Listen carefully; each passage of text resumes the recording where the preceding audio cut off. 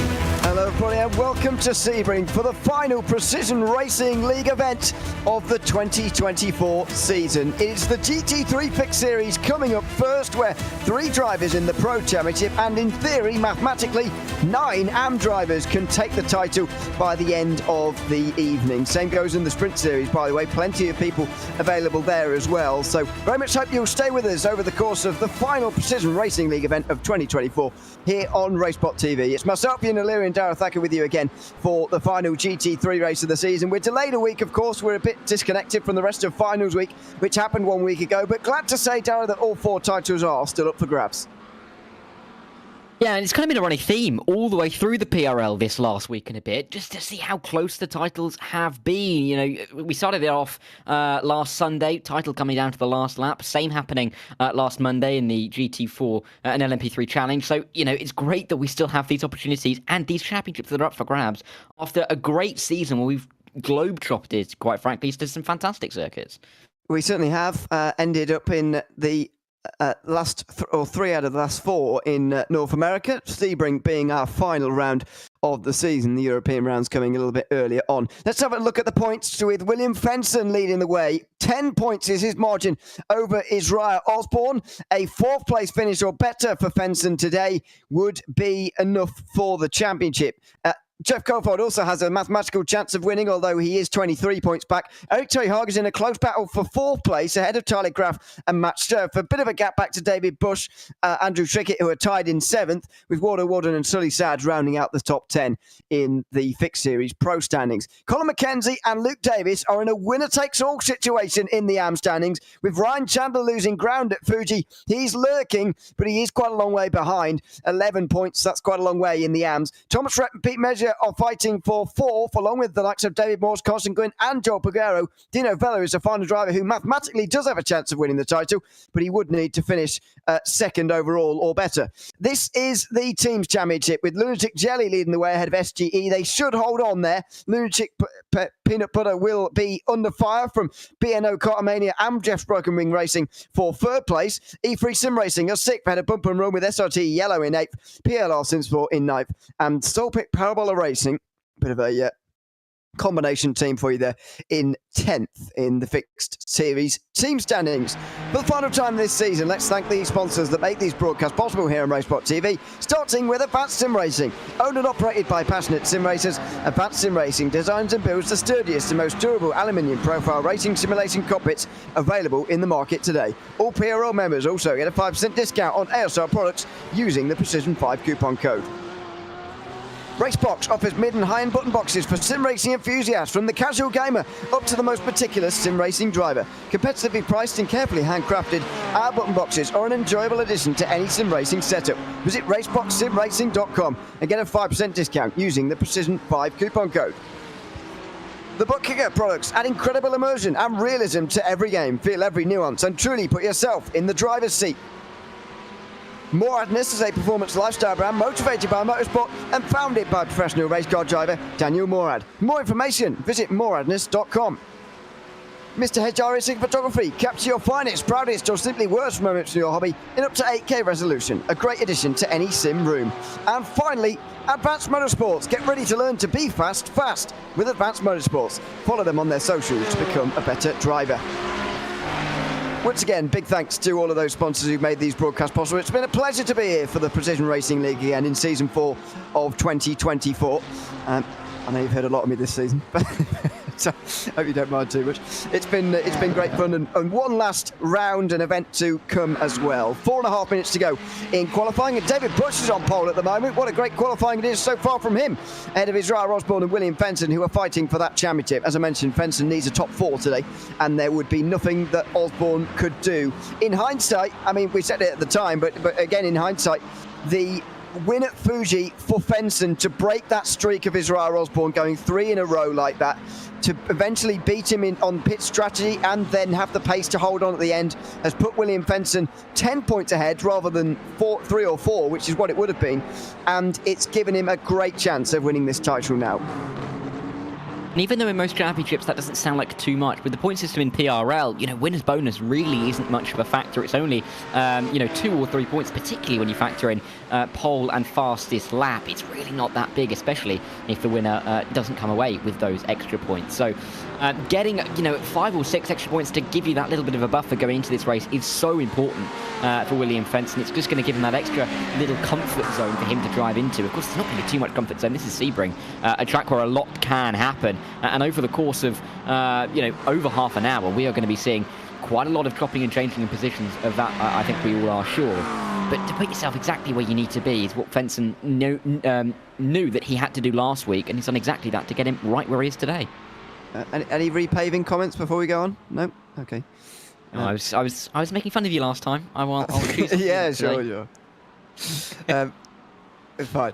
Luke Davis is making his way towards Sunset Bend at the moment, and this just really personifies the AM Championship, this qualifying session here. Colin McKenzie and Luke Davis are separated by just 8 thousandths of a second. Pete Measure is there as well, by the way, 13 thousandths behind, and he's coming up towards the line in the McLaren at the moment. Can he maybe get the pole position away in the AMS? 201.1 from him. Is that an improvement? No. Jared Keane jumps up ahead of a couple of them, though, into 11th place. Did Davis improve? It doesn't look like it.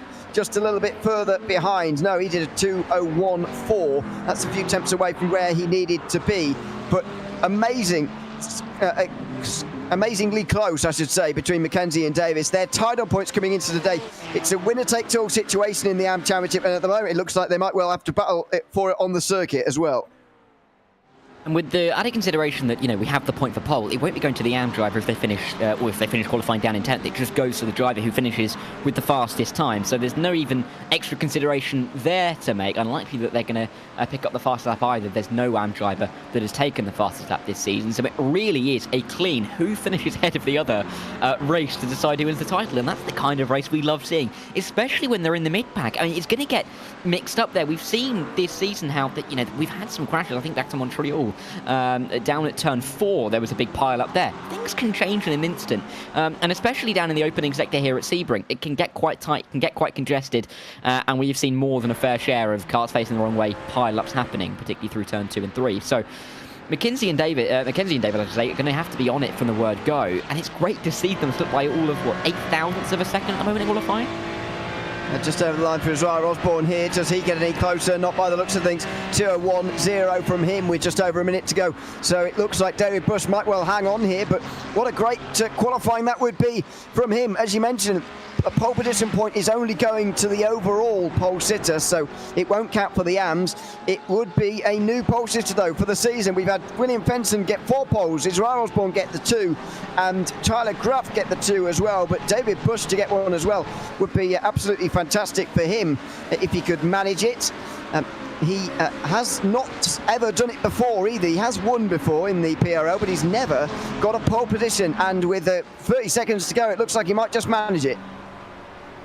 Yeah, and I mean, time really is of the essence now for these drivers. Interesting to see that the current margin for pole is 0.08 of a second. It gets a little bit tighter in the mid-pack, but it is interesting that David Bush has that little advantage for the time being. We've seen it be closer than that. We've seen it be further away than that, but a 2-minute lap, that's not why less than a tenth, is incredibly tight. And William Fenton making it even closer, somehow splitting the top 2 to put himself on the front row, just short of that pole position, though. This is an abnormally close session, I've got to say, for Sebring, where normally you can make a big difference on quite a long circuit in reality. 2 minutes around here, lots of corners, pretty difficult, and well, it's not making much of a difference at the moment. It's still very, very close indeed. Conor Mackenzie holds 36,000ths of a second over Luke Davis at the moment at the front of the AMs, so that's going well for him, but I think Davis might well be improving at the very end here. Wonder whether Fenton, I think he did get over the line in time, didn't he, to have one more go here, so maybe it's not over for either of the pole positions at the moment in Pro or AM. At all. I mean, again, Colin McKenzie and Luke Davis next to each other in the session. If they start, well, if the session finishes right now, they're going to start next to each other. So it'll be an incredible start regardless. McKenzie would like a little bit of a buffer. I'm sure Luke Davis wouldn't mind getting pole in the AM class. Of course, it won't gain for a point. He just really has to worry about where Colin McKenzie is in all of this. Coming towards the final sector now is the number 72 driver. Coming through, I believe this is Le Mans Curve. Yes, it is. So he's only now got Sunset Bend to negotiate before he runs to the line. And it's such a long run, isn't it, to the final corner and then out of the final corner to see if you can get a better lap time in. Of course, seems to be towing around one of the McLarens at the moment. That's Matt Sheriff, who's down in 15th. Pretty uncharacteristically low from him, considering he is 6th place in the standings. But no, into the pit lane for Mackenzie. And Davis is backing off as well. Fenton's the only one in a realistic position to do anything here who is still on a lap time, as far as I can tell. Nobody else inside the top 15 is really going for it at the moment. And so maybe, oh no, he's backing off as far as I can see now as well. So he was going on a lap. He is not anymore. He is backing off as far as I can see. So that looks like that's going to be that for the qualifying session. All 32 drivers who were entered here are qualified and complete in this session, and there are the standings on the left hand side. A surprise pole position for David Bush, the third, who becomes the 505th driver to take a pole position in the PRL. Impressive. I'm glad you had that stat on your fingertip, because I definitely didn't. But that's a very nice little stat to have. It's a shame he wasn't the 500th, to be fair. He's just missed out on that one, I think. We did, but anyway, we weren't paying enough attention, clearly. David Bush takes that pole position with a 2:0.4. It was 26 thousandths behind William Fenton, who starts directly ahead of Israel Osborne on the outside. Sully Sad is on third place on the other side with Andrew Trickett and Brett Furman, and all Porsche row 3. Eric Terry-Haag is 7th ahead of Jeff Kofod, who also has a mathematical chance of winning this title. Jay Steffi and Jared Keane ran out the top 10 with Tyler Graff 11th. Colin McKenzie takes the pole position in the AMS, but he doesn't get a point for it, and he's only one position ahead of Luke Davis. Pete Measure and Matt Sheff are 14th and 15th with David Morse alongside him. Brian Chandler, who also has a pretty decent chance of winning the AM Championship, although does need things to go his way. He's 11th ahead of Carson Quint, who is 18th. Dino Vella and Regan Chandler run up the top 20 with Dale Pedersen quite far down as a pro in 21st. Kevin Berkvis 22nd ahead of Robert Jeffries and Ian Cabana, who are sharing row 12. Thomas Rep is 25th ahead of Ryan Luna. It's Sean Mulholland and Christopher Rhines on row 14 with Clarence Russer and Joel Pagero running out the top 30. Final 2 drivers on the grid are Sam Smeltzer and Scott Jeffries, 32 in the field. If you have watched any of the PRL so far, by the way, and you'd like to join in next season, then you're more than welcome to, because the sign-ups are open to everybody now for the 2025 opening season. Broadcasted, of course, by RaceSpotTV here at the Precision Racing League. We've got the NASCAR Cup Series coming back again at the LMP3 GT4 Challenge. We've got this series is back again. The Truck Fixed Series, though, and the GTP, LMP2 and GT3 Series are already sold out because they have been so popular. Those are on Wednesdays and Thursdays. So you've got the opening 3 nights of racing very much still available to you, and you can sign up as well using the website. That's precisionracingleague.com. And you can get there to find the Discord link and whatever else you need before you are ready to get racing in this series. And it'd be great to have you along for next season. Those are the track conditions on the bottom right-hand side of your screen. Just 1 minute past 7 in the evening. 73 Fahrenheit. It's about in the 30s, early 30s Celsius, I think. So it is evening time very much, but we've gone back to the 1st of April. That's the case for all 3 of these last rounds in the GT3 series. We've gone back to the 1st of April, and so we're not going to get a sunset, although we are in the evening time here. Yeah, I mean, obviously the sun sets to the west. I don't know why I had to make that point, but to the west of the track is Sunset Bend at the final corner, and that therefore means that at the hairpin, the sun will be setting a little bit more, but it shouldn't be too much of a worry for the drivers as they're into warm-up for the time being. Nice that we're having a bit of ambience towards the end of the season, to have almost like, sunset of the year, sunset of the season. Maybe that's just me, but it's going to be an interesting race either way. Both championships up for grabs, but to have the AM category so close as well, I really think we're going to have to pay a lot of attention to that. Yeah, we will be trying to keep across everything, of course, with 2 championships on the line. There's Carsten Quint making his way over the line, one of about half of the field, probably a third of the field, who are out on the circuit at the moment, pretty quiet. Most people are just cooling down, really, after the opening session of the day, or the qualifying session, I should say.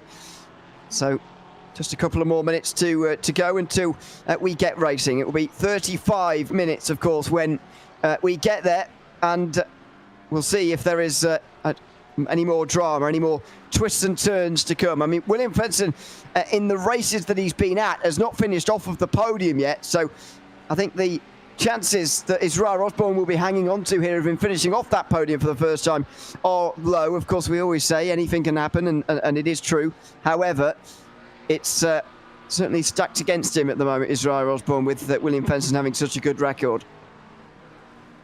The fact that Israel Osborne's drop round is 42 points just shows how consistent he's been this season. His worst, counting result is 46 points in round number 4 when we were back at Barcelona, Catalonia. So it really has been quite an impressive season for Israel Osborne. The only problem is, even though William Fenton missed a round and wasn't here, like you say, he's been so consistent that he has just been the standard. 3 wins, the rest of them podiums.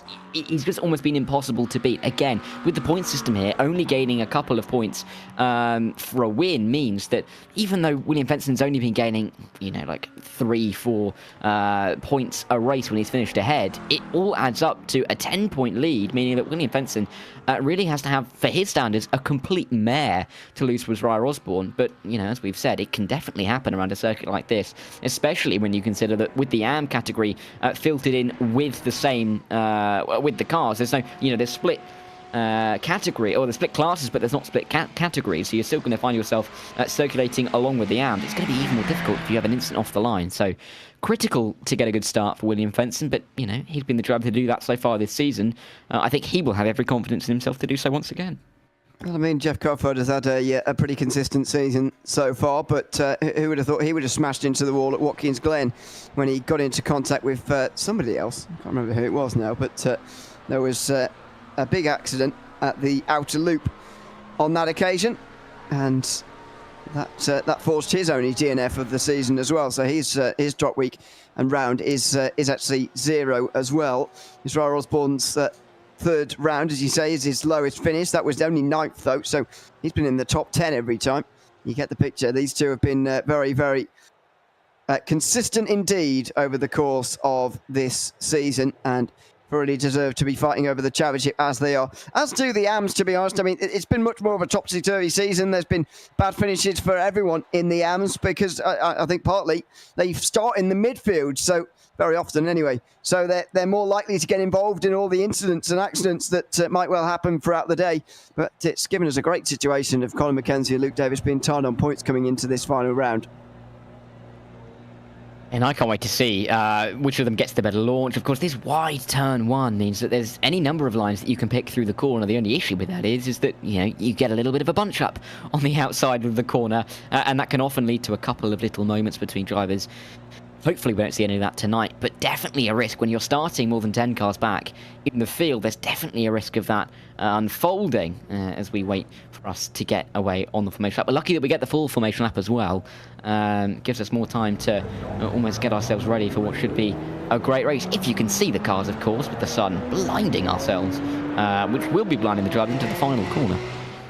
I didn't think it... I presume it is still 7 in the evening. I didn't think the sun set that early in April. But, have a look for you.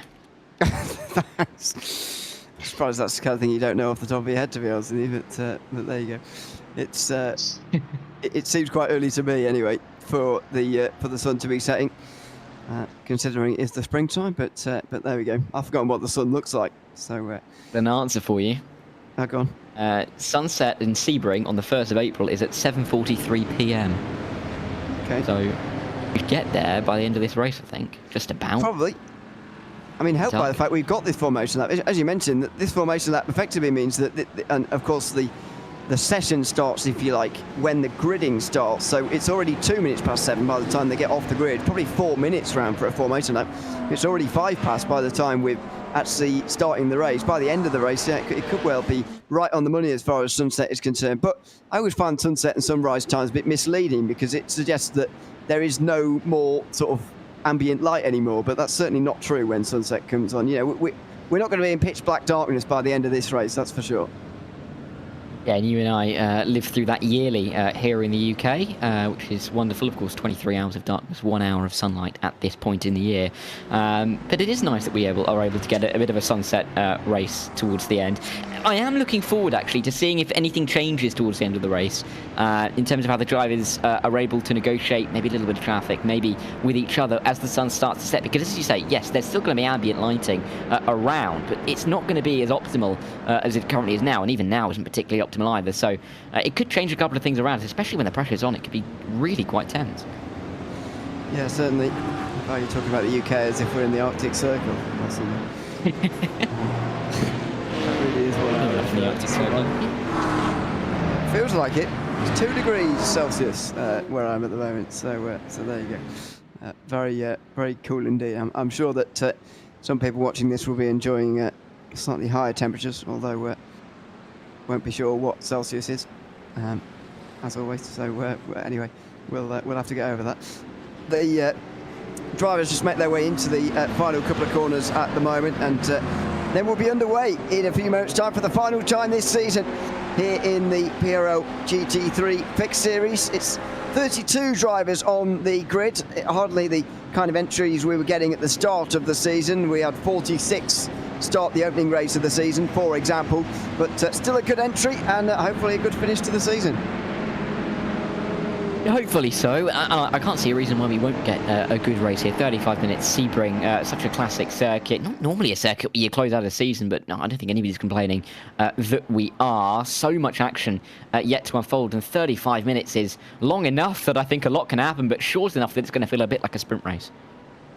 Yeah, well, yeah, they often do here in the Fixed Series, as everybody now with such a long formation lap is starting to weave around and get some of that tyre temperature back again on the back straight. Fenson gets back into line again and focuses in for the start of this race. Interesting that Israel Osborne is directly behind him and staying very close indeed. Well, on the other side, Sully Sad is just pulling a car length or so back, maybe so that he can stay out of the way of the championship rivals. We'll see what he elects to do on the start here at Sebring as the final round of the PRL GT3 Fixed Series gets underway, and it's David Bush who pulls into the lead, Fenson into second, and Israel Osborne who's having to fight for third. Sully Sad eventually does take up his place on the grid and fights for it with Osborne, who now goes side by side with him out of turn number 1 for the first time. Into turn 3 they go. Later on the brakes, and Osborne loses out. That was a crucial overtake that he needed to make, and he hasn't done so. Israel Osborne still fourth.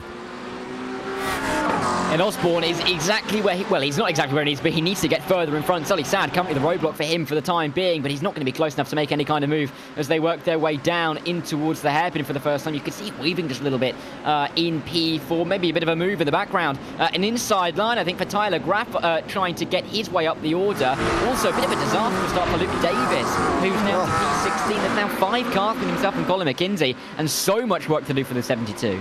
Huge disaster, and Tyler Graff and Jay Steffi going side by side just behind him here. So McKenzie's made a great start. He's moved forward into 10th place, and look at this, a rolling roadblock behind as well. Luke Davis is caught in behind all of this, and it's going to be extremely difficult for him now to get on terms with McKenzie. Oh, off the road for Luke Davis. It's all falling apart at the very end, the last round of the season. He came into today tied with McKenzie on points, and all of a sudden he's off the road and he's outside the top 20.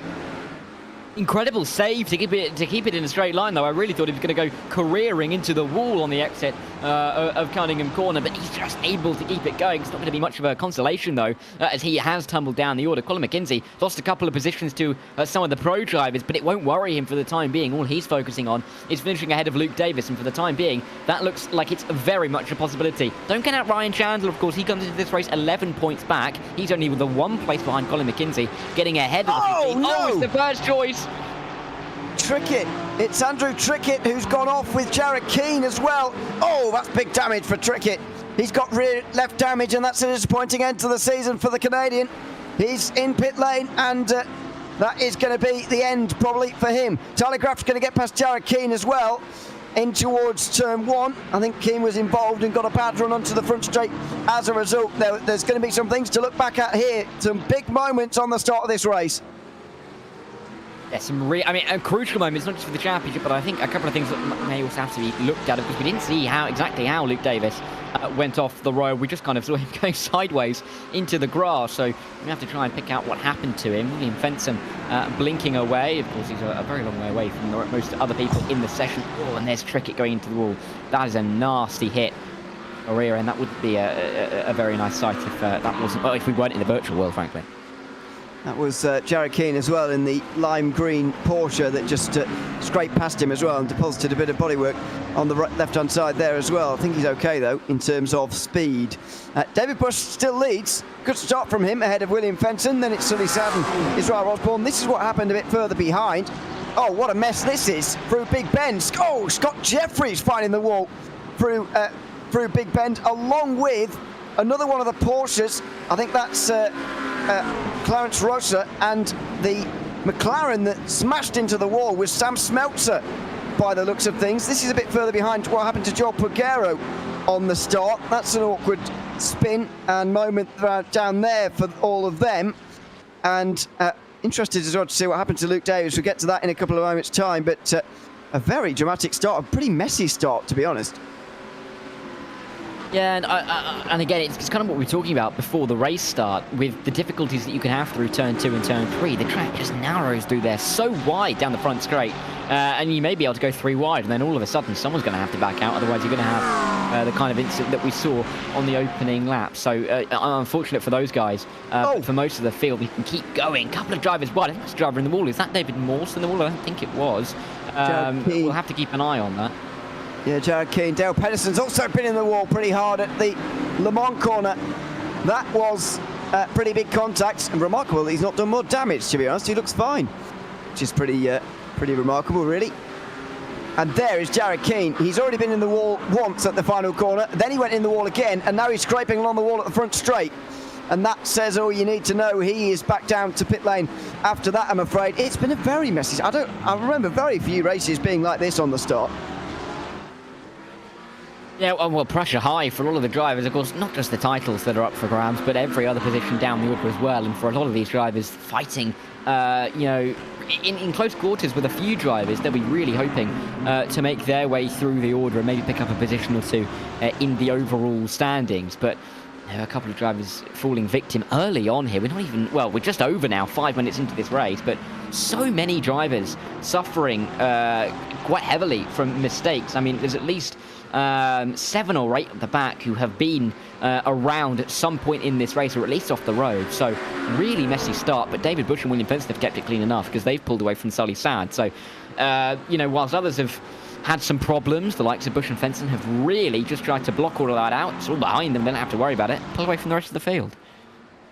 Out of Le Mans they go onto the back straight. Fenton is very close here to Bush, but it's pretty difficult to overtake sometimes around here. Jay Steffi's gone off at the chicane just in the background as well, by the way. So Colin McKenzie's up to 9th without really making any overtakes at all. He's made his way up the field. That's Davies up to 18th now in the field as Bush and Fenton make their way side by side out of the final corner. I thought Fenton was too far back actually, and really he was, but Bush would not so strong through the sunset bend there, and he holds the inside line towards turn 1, holds the place for now, but this amount of pressure is not sustainable for the next 29 minutes, very nearly, surely, as David Bush holds on. He is under a lot of pressure though. How long can he soak this up for? Well, we're going to have to wait and find out. This is what happened to Luke Davis on the opening lap. Oh, it looked like he almost lost it on his own, maybe trying to avoid the car. Difficult to see from that angle, but it didn't look like there was any contact for the 72, but there was a slower moving car in front of him. Maybe just got a little bit spooked and went wide there, but either way, awful mistake to make on the opening lap, and he's just got it all to do now. With Colin McKenzie up in P9, and quite frankly, Davis nowhere to be seen inside the top 16. In fact, he's P18, so 9 positions to make up, and I mean, he struggled to find or see where he's going to be able to do that at the moment. Yeah, it did look like it. He very much did it on his own there through turn 11. Bit odd. This is another angle. Yeah, it was completely on his own. Maybe on a slightly tighter line because he was alongside somebody, sort of. Wasn't he there? I think it was Regan Chandler he was alongside, sort of. But I mean, it had already started to unravel a little bit before that, don't forget, because he started 1 position behind McKenzie.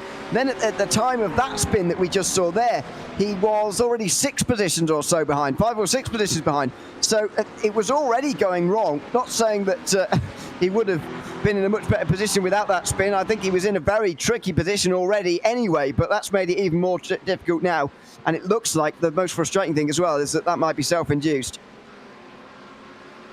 Yeah, and there's nothing really worse than being in a championship battle and having a self-induced moment or spin, and hopefully Luke Davis can at least recover a little bit, make it interesting towards the end.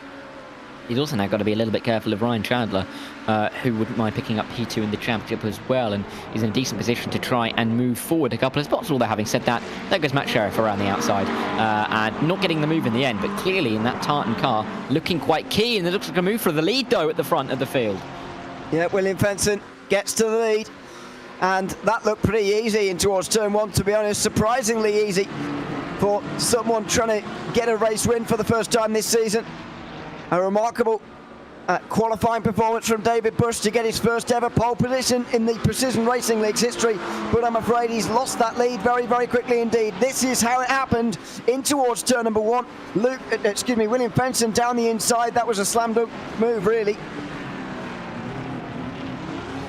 was nothing really that was going to be done by David Busch to stop that from happening. Effectively done by William Fenton, and effectively now he's into the lead and into a very strong championship position, 18 points as it stands, ahead of Azariah Osborne, who is still in fourth, not really been able to make any inroads on Solly Sad at all. And if anything, Brett Thurman is looking incredibly keen to get through for P4 and is challenging the number 7 quite heavily for the time being. Still in the first half of this race, though, 10 minutes nearly have gone, but you feel like we're a little bit closer to finding out who our champions are going to be. But at the same time, if it's happened to Luke Davis in the AM class, it can certainly happen to Colin McKenzie as well, especially in the position that he's in, between Tyler Graff in front, Ryan Chandler behind, and Chandler's going to be keen to get a win in the AM class. There's a really obvious favourite now in both titles, but you just never know. This is what happened to Jay Steffi a couple of laps ago, and that's why he lost so many places. Half spin, he's sort of parked on the exit there. Not really a lot he could have done about that, but everybody weaves around him, and he dropped way down. He's now 19th, by the way, in the field is Jay Steffi. As we go on board now is Sully Sad, watching Fenton and Busch go very wide there through the Sunset Bend, and well, you can get away with it, but Fenton is in the lead, and officially for the first time, 25 minutes to go, he crosses the line in first, but he's not exactly driven away just yet. He's not, and David Busch is going to keep him very honest, I'm sure, towards the end of the race, because he's got pole for a reason. He's been the fastest driver throughout the qualifying section, which kicked the evening off. Fenton may have a little bit of racing now, especially being the championship leader and at this point the favourite to win the championship. David Busch clearly has some fantastic raw speed in the car and wouldn't mind using it, especially down some of the longer straights, down towards Sunset Bend and then again down towards Turn 1. So he's not going to be out of it just yet. But Solly Sad will also be looking for a move. He's been quietly going about his business, pulling away from Azariah Osborne, keeping in touch with Fenton and Busch. It's been a good race so far for Solly, and we'll have to see if he can keep himself where he is or maybe move a little bit forward. Not been exactly the season that he necessarily would have wanted. A couple of DNFs and no top 5 to speak of at all, but this clearly, his form clearly coming good at the end of the season. Yeah. There you can see the standings, of course, on the right hand side, and see just what we mean when we say that William Fenton is the favourite right now, 18 points clear of Azariah Osborne. Oh dear, the lights all go on at the same time. I don't know what that's all about, but you can see that it's getting darker at the moment. 8 points between Colin McKenzie and Luke Davis as things stand. They came into today tied on points, and so that's how they've gotten into that order. As you say, Ryan Chandler's probably got a better chance of overtaking Davis than Davis has of overtaking McKenzie in the standings, but Chandler has just been overtaken by Matt Sheff, who's trying to come through. He's now in the top 10. Is Sheff. You can see them in the background. He's trying to hang on from David Busch, who's doing a very good job in the second place at the moment. And at the start of the day, Sheff would have been hoping to try and catch this man, Eric Terry Haag maybe, and Tyler Graff up ahead. But at the moment, Terry Haag is doing just enough to hold on to 4th place in the drivers' standings. Yeah, and he's been doing a good job all the way through the season just to keep it consistent. Not necessarily having those headline results that we've seen the likes of Fenton and Azariah Osborne have throughout the season, but Eric Terry Haag keeping it very solid, and you can really see best of the rest. He is 80 points behind William Fenton, losing on average nearly of 10 points per race, but just picking up enough points every single race and keeping himself in contention. He dropped 25 points, and that really was his low point in the season. He did have a 26 score back at Barcelona, but apart from that, really consistent all the way through the season, not going lower than 43. So has been there when it matters and has been there to pick up the pieces. A few top 5s and a couple of podiums as well really show that. He's had a decent season. He's been a bit of a lone Mustang, which I've been surprised about this season, to be honest. Thought there'll be a big take-up of Mustangs this season, but there really hasn't. He's the best placed one overall in the standings, as you might be able to imagine. The next best placed one is... I was looking at this earlier. I can't find it. So, or is he the only one? It might well be the only one. It might be the Sprint Series I'm thinking about, but... It's pretty remarkable. Normally, you get a big uptake of the new car on the block in GT3. Now, admittedly, there are quite a few to choose from at the moment in terms of new cars, and plenty of people have gone for the McLaren. Not many people have gone for the Corvette or Ford, though, despite the fact they're new, it really surprised me, actually. Yeah, I mean, in other series, we've had a real array of machine, particularly in the road series, of course, a real array of what drivers have gone for, but it's been a little bit more monotone in the fixed series. Of course, the sprint series, it's a little bit wider as well, with drivers really having full ability to, tweak each car to suit them a little bit more. So there's a little bit more of an array. But here, drivers are, kind of picking the same kind of cars. I think that may kind of associated with the fact that this is the fixed series. There isn't really anything you can tinker with on the car. And so the fastest car is likely to be the fastest car. So even so, though, I think it's interesting that we've had a couple of those drivers, like Eric Terry-Haag in the Mustang, going a little bit different, because the consensus has clearly not been there. I was thinking about the Sprint Series, by the way. There's plenty of Mustangs there. There's only one here. There you go. Problem of doing 2 races in one night. Here's Colin McKenzie leading the way in the AMS. 3 positions gained so far. He's up in 9th, but the big story is Luke Davis down so many positions from his qualifying in the final round of the season. Look at that, down 4 from 13th place qualifying at the moment, losing 8 points to Colin McKenzie, and he needs to get past all of these kind of drivers. I mean, I would have thought that something that might help Davis was Sheriff getting up to the back of McKenzie here and trying to overtake him, but even that hasn't happened at the moment. It's looking very difficult indeed, although Davis has just made a move of his own to go up into 16th place. And he's doing all he can to try and recover his position, recover his hopes of the championship, but it just looks a little bit futile for the time being. He's 7 seconds back from Colin McKenzie and 7 positions back as well. It's going to be a really, really tough run if he can get himself towards the front of the field. If he can overtake Colin McKenzie on track and, win the championship like that, there is nobody that's going to say he doesn't deserve it. But that is the kind of situation that he finds himself in. He needs to climb a mountain and a half to get himself to the title, and Colin McKenzie, all he needs to do realistically is keep it on the circuit. Good afternoon and evening to everyone who's watching along, by the way. Eric Fenson is say let's go William. I mean, I'm going to guess they're related. They might not be, but there you go. Yeah. I'll make the brave call and say they might be related based on that. Fenson's leading at the moment as we just hit the halfway mark very nearly, and Brett Furman decides enough's enough, and he's into the pit lane. So he was trying to get past Eric Terry-Haag there, I think. He saw the weaving around in the background, and he's decided that this traffic is not worth it anymore, but I'd be concerned if he comes out with some back markers. Let's see how this pit stop goes for Brett Furman. Oh no, badly. He's had to reverse into his box.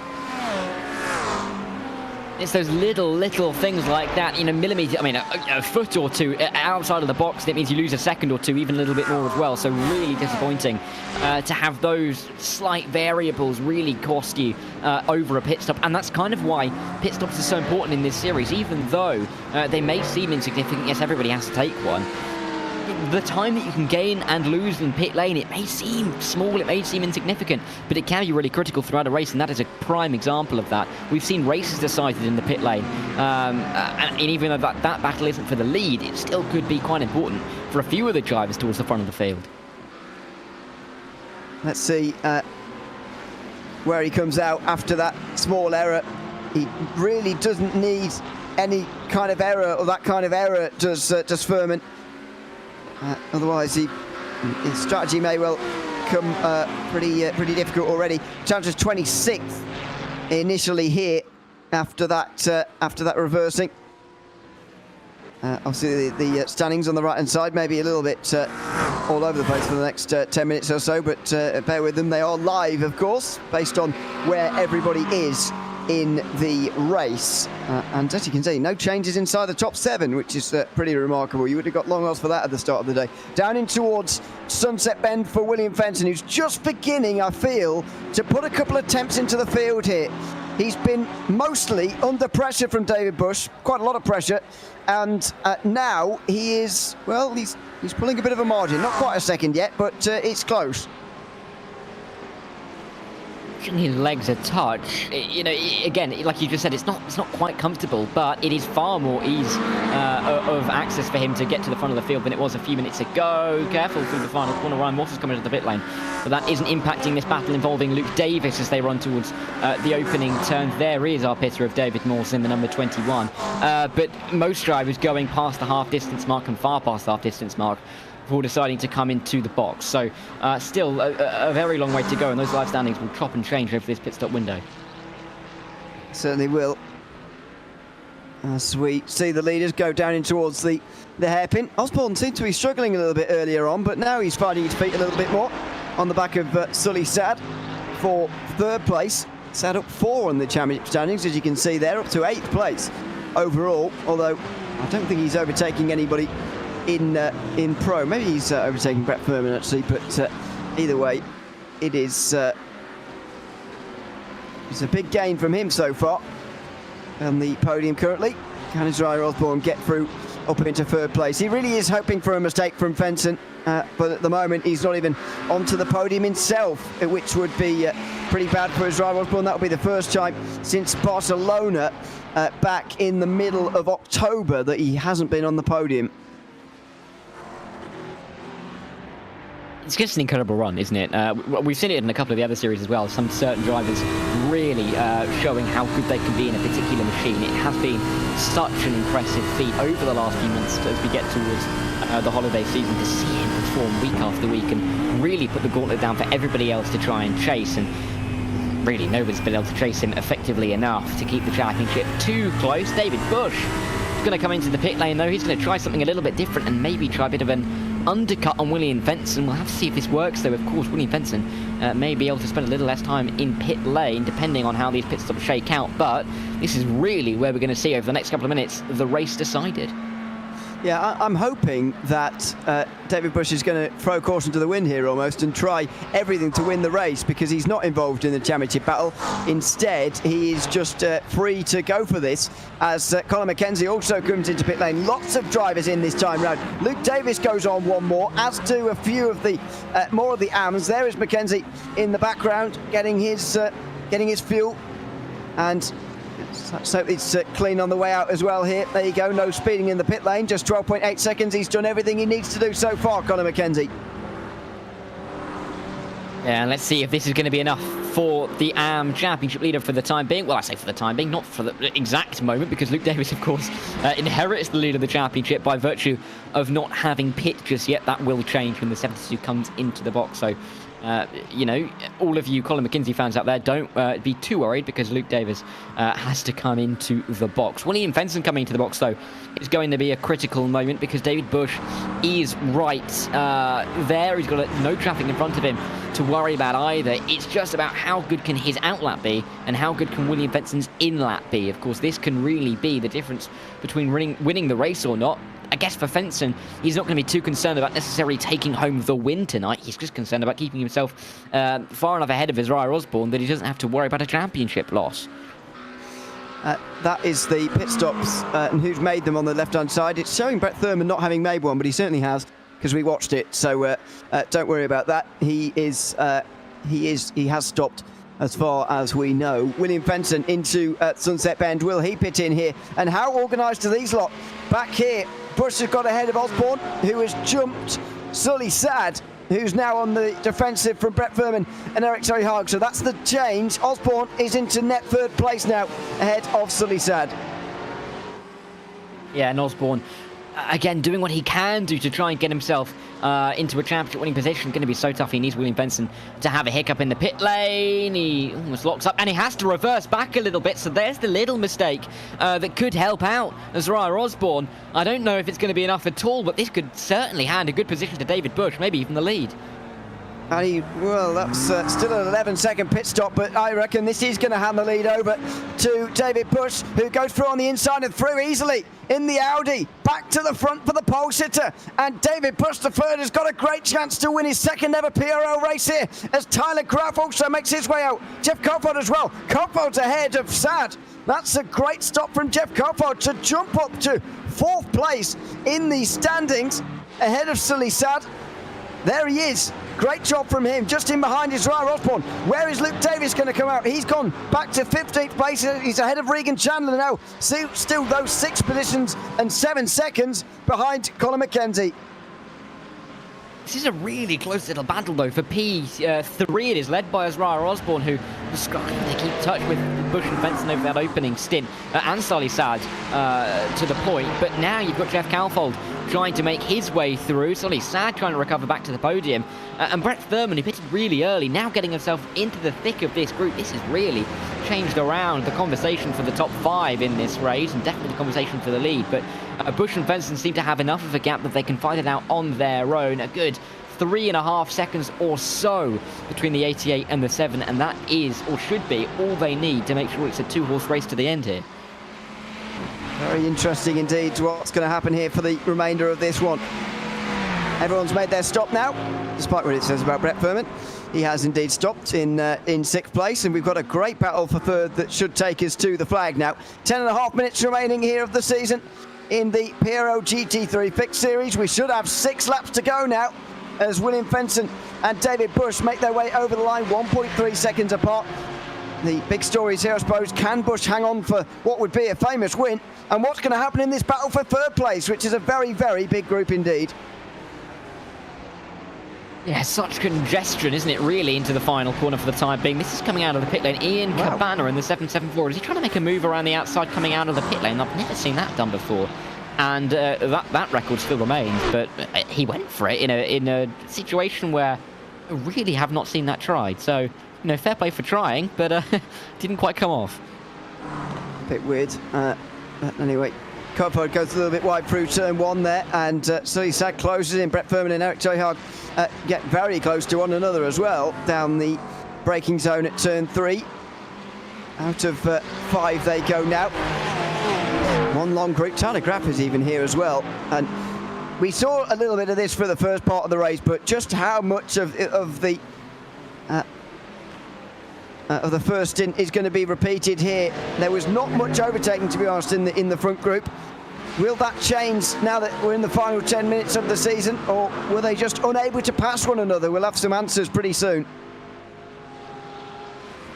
Well, we better get some answers. There's only 9 minutes left in this race. I mean, we'll get some answers whenever there are any changes. If it stays like this, I think our 2 current championship leaders and the 2 drivers with at least a hand on the trophy right now will be pretty pleased. Colin McKinsey, he's got some breathing room. He's got 1.2, 1.3 seconds to the car behind of Matt Sheriff.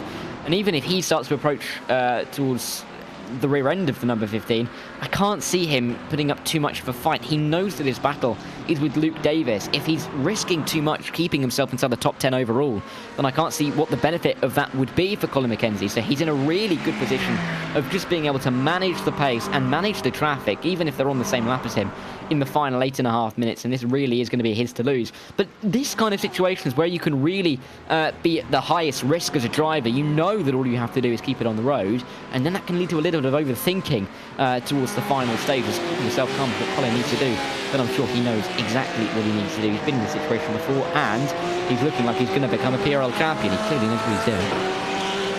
On board with Brett Thurman out of the final corner. 8 minutes to go now.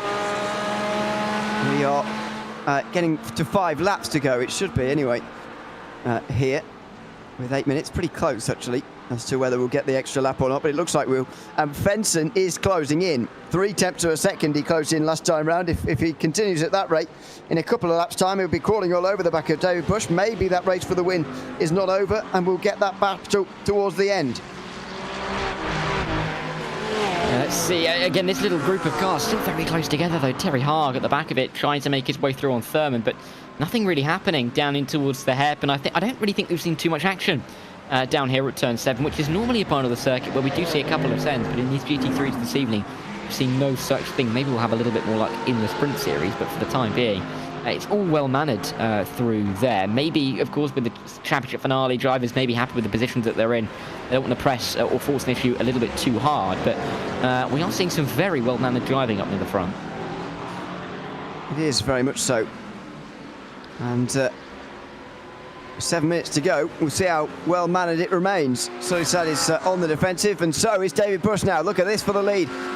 It's not a rate of closing of 2 laps and he'll be there. It's 1 lap and he is there for William Fenton. On the back of David Busch in the Audi, looking to take his first win of the season and his second in his PRL career. We will see whether he can hang on. Should be 4 laps to go at the end of this one, and there's going to be a lot of pressure now mounting upon him.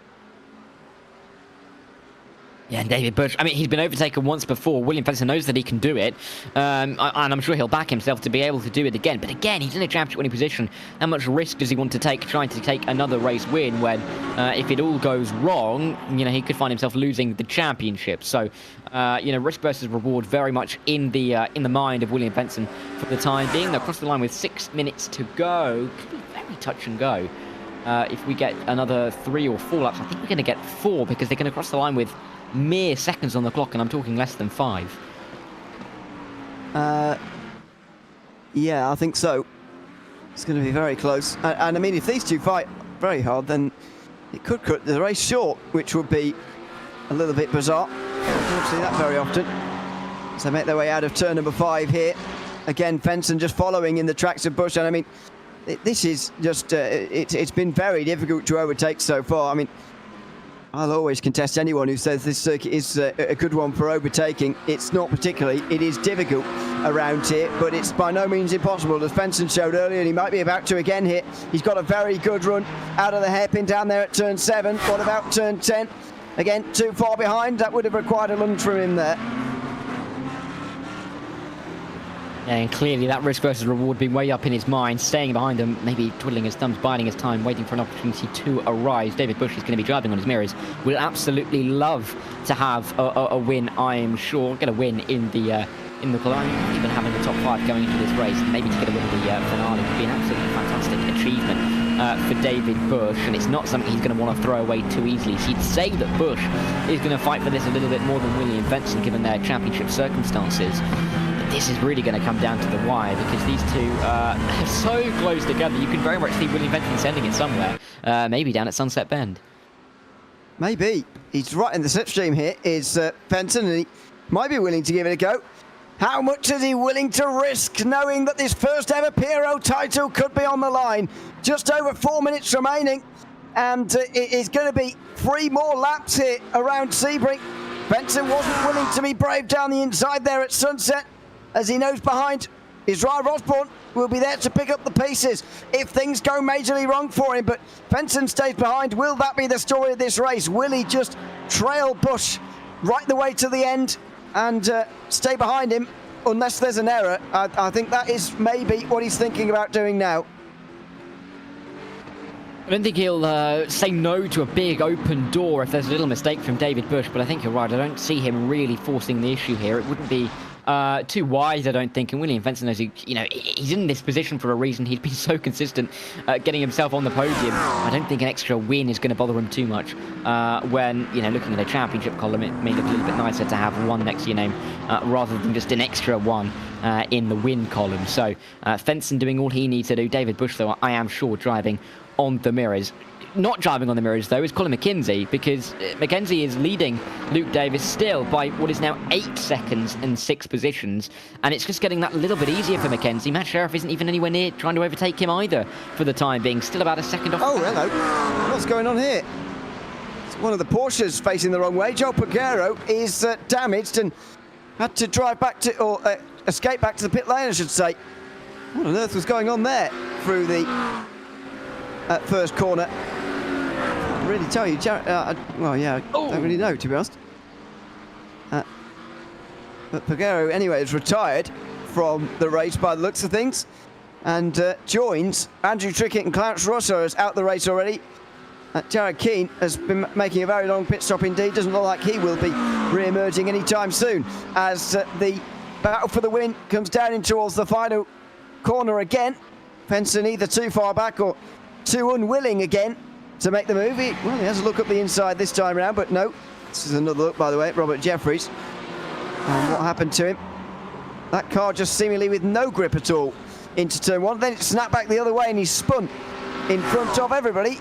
And it's a big job to avoid, as Fenton in live pictures goes to the outside of David Bush. This is for the lead of the race. He is willing to try this then. And he goes down to the outside. Bush holds the inside and holds the place as well, but maybe seeing that Israel Osborne lost his podium to Jeff Coford, Fenton has been emboldened a little bit to give this lead a go, but he's not been successful on the penultimate lap. Yeah, it was a little bit of an up and under through Sunset Bend. He just had a much better exit than David Bush and found himself on the outside line, but Bush was able to defend that with ease into turn 2. It looked a little bit difficult through turn 1 and looked for a moment that Fenton actually had enough of an overlap to try and claim a racing line. Meanwhile, just in behind, Jeff Calford and Zara Osborne are going side by side as they make their way through the hairpin, locked together, nearly a bit of door banging. But I think Zara Osborne once again has enough of the car in front to claim that he has the position. Oh. Only difference is Calford has the inside. No, he doesn't. Zara Osborne has the inside as they come down into Cunningham Corner. And these two have got to be careful because Sully Sand is there, ready to pick up the pieces, and he is already on the back of them. Well, because they're fighting so hard. They've lost over a second on this lap now by doing this. For third place, all of them knowing that where they're going to finish in the championship is pretty much set in stone, and so they're going to fight to the end anyway. Colfolk makes a great exit out of Tower Corner, and he's going to be on the inside for the next chicane. Osborne on the outside line, here he goes. He'll get the inside for the middle part, then be on the outside again for Le Mans, and he does get through. As Osborne gets ahead of Colfolk there, and Sully Sad joins in as well. Oh, Colfolk comes on the exit though. A great exit from him in the other Ferrari. This battle has no end in sight for the moment as the group comes back together again. Yeah, it was an awful exit from Zara Osborne through Le Mans. He's got to be careful now because Sully Sad may try and find an inside line as well. Tipping it around the outside is not something we've seen work too much. Sully Sad drifting his way through the final corner, ever so slightly closer to Zara Osborne, but kept himself well out of the sight. And as the sun has set here in Sebring, this battle for P3 hots up. You can see side by side and behind Sully Sad is fighting with Brett Thurman. Sad taking an incredibly aggressive inside line. Thurman trying to walk it around the outside, but got to be careful. Here comes Eric Terry Hark as well. Thurman very nearly sent himself off the road there, down the inside for Sad, in towards turn 3. Who's going to come out the other side with the position? It's unclear for the moment, and Sad does get it. He's holding on at least from Thurman, and then Terry Hogg, and then Tyler Graf. Look at them all, they're so close, they're crawling all over each other, and surely Terry Hogg has got to be aggressive finally into the hairpin. If he stays behind here, I'll be amazed, and he does. That seems really bizarre with such a good chance on the last lap.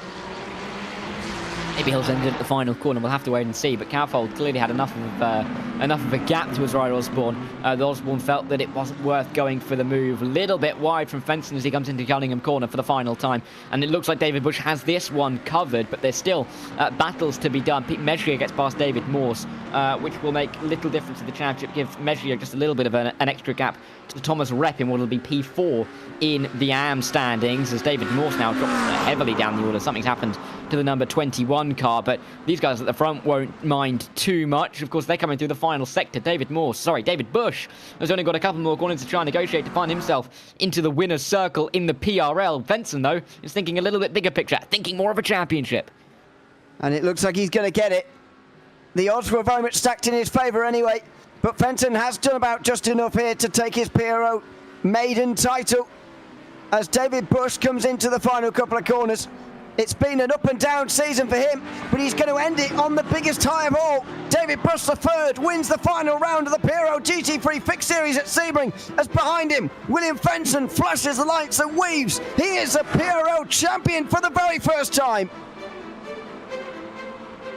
Incredible work from William Fenton all the way through the season, just having a little bit of constraint when he needed it in the final race. But what a season for him, and fully deserving of the title. And for Colin McKenzie as well, all he had to do was keep it calm through the final 24 minutes of the race, or 34 minutes of the race, I should say. And that's exactly what he's done. P10 overall, just losing out to Mount Chef on the line, but he won't mind. He's also a champion here in the PRL. He certainly is. Also for the first time, He finishes 10th in the end. Can celebrate now with his teammates and non-teammates alike. He wins by just 4 points over Luke Davis after a great AM Championship all season long. It's been thoroughly enjoyable, I've got to say, the AM Championship this time round, as they so often are in these GT3 series. The top three covered by just 11 points coming into this round, for example. It's a great sign for the PRO GT3 Fixed Series, and indeed the Sprint Series as well. As we have a look at the race results, it's the first Audi victory of the season, with David Bush the third and William Fenton and Jeff Cofford joining him on the podium. Israel Osborne hangs on from Sulisat, Brett Furman, Eric Terry Hogg and Tyler Graff on the last lap. All of whom were very close indeed. Matt Scherf and Colin McKenzie were side by side over the line for 9th Pete Merger finishes 11th ahead of Brian Chandler, who ends up third in the AMP Championship and third on this race as well. Dino Vella finishes 4th in AMP ahead of Luke Davis, who finished 5th and misses out on a title in the end. Jay Steffi finishes 15th in the end ahead of Thomas Rett, Regan Chandler, Carson Quint, Kevin Bergquist and Ian Cabana, rounding up the top 20. Sean Mulholland was 21st ahead of Ryan Luna, Christopher Ryan. David Morse finishes 24th ahead of Robert Jeffries and Dale Pedersen, the final driver to finish on the lead lap despite hitting the wall out of Le Mans. Scott Jeffries finishes 1 lap down after that late spin. Joel Pagero retired in that same one. He was 3 laps down. Sam Smeltzer was involved in that big smash through Big Bend on lap 2. He finished the race though, unlike Jared Keane, Clarence Rosser and Andrew Trickett, all of whom retired very early on indeed. Let's chat to the champion, William Fenton, who is the pro champion of the PRL GT3 Fixed Series. Congratulations, William. How does it feel to clinch the title here at Sebring? It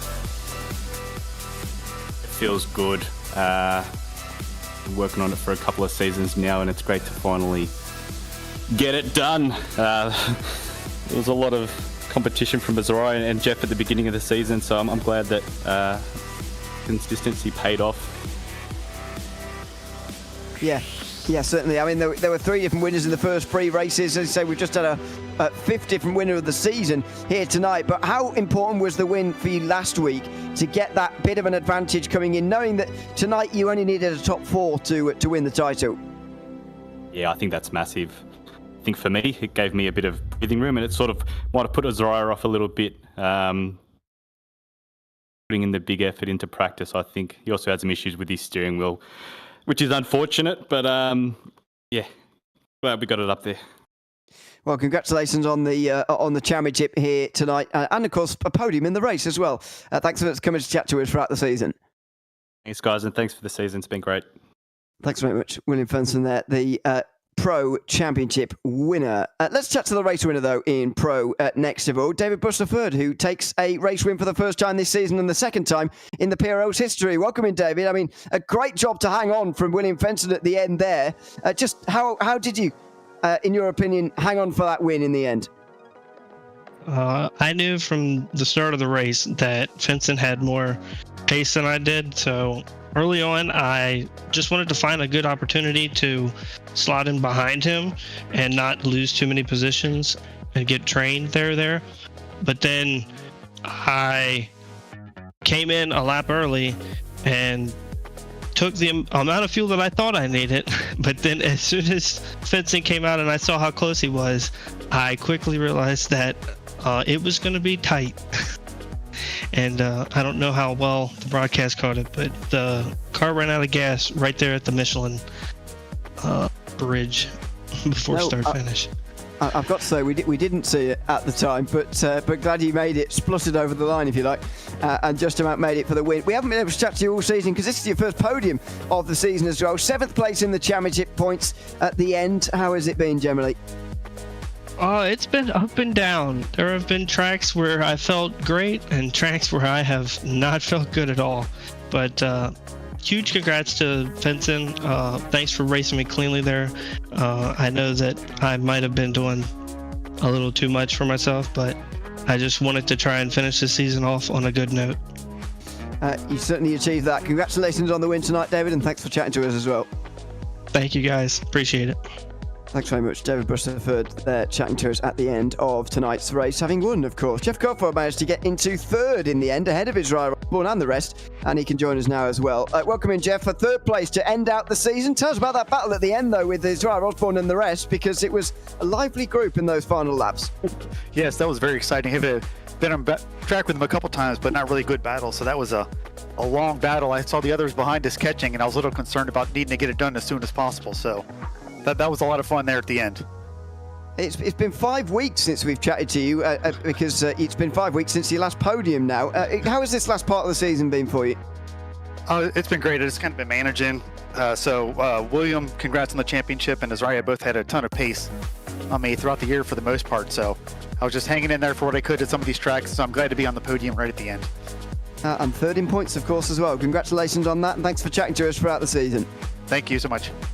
Thanks very much, Jeff Coulthard there, 3rd place tonight in Sebring. Let's chat to Colin McKenzie, the AM winner in the race and the championship indeed as well. Congratulations, Colin, on the championship. Tell us about the race, because Luke Davis had a pretty disastrous start by his standards, and from then on it looked like it anyway. It was controlling the race for you. Just tell us about what it was like from inside the car. Yeah, first I just want to give a big shout out to Luke for keeping the pressure on this season, having a great season. Unfortunate what happened to him, but once that happened, I saw that I was kind of breaking away. I was more just trying to keep the car on track, not getting into anything, and just finish where I needed to. How was the holding on for the win? It wasn't a huge winning margin in the end, but you did come home fairly convincingly in the end. How was Sebring, and how confident you were coming into this round? I've never really been fast at Sebring, but I've used to be able to be consistent with it. So I wasn't super confident, but I knew if I was able to get a good qualifying in and just stay clean, I'd definitely have a shot at it. So that's what the plan was. I ended up doing it. Well, congratulations on executing the plan and the championship as well, Colin, and thanks for chatting to us throughout the season as well. I appreciate it, guys. Thanks for all you do broadcasting. It's always a pleasure watching it back after the race. Thanks very much. Hope you enjoy your crowning moment. Indeed. There you go. Colin McKenzie there, the winner of the AM Championship here tonight, here in the GT3 Fixed Series. Well, that is it for the first half of our broadcast here tonight. William Fenton and Colin McKenzie able to hang on for their Pro and AM Championships respectively. Two more champions to crown next, though. The GT3 Sprint Series is coming up in a moment.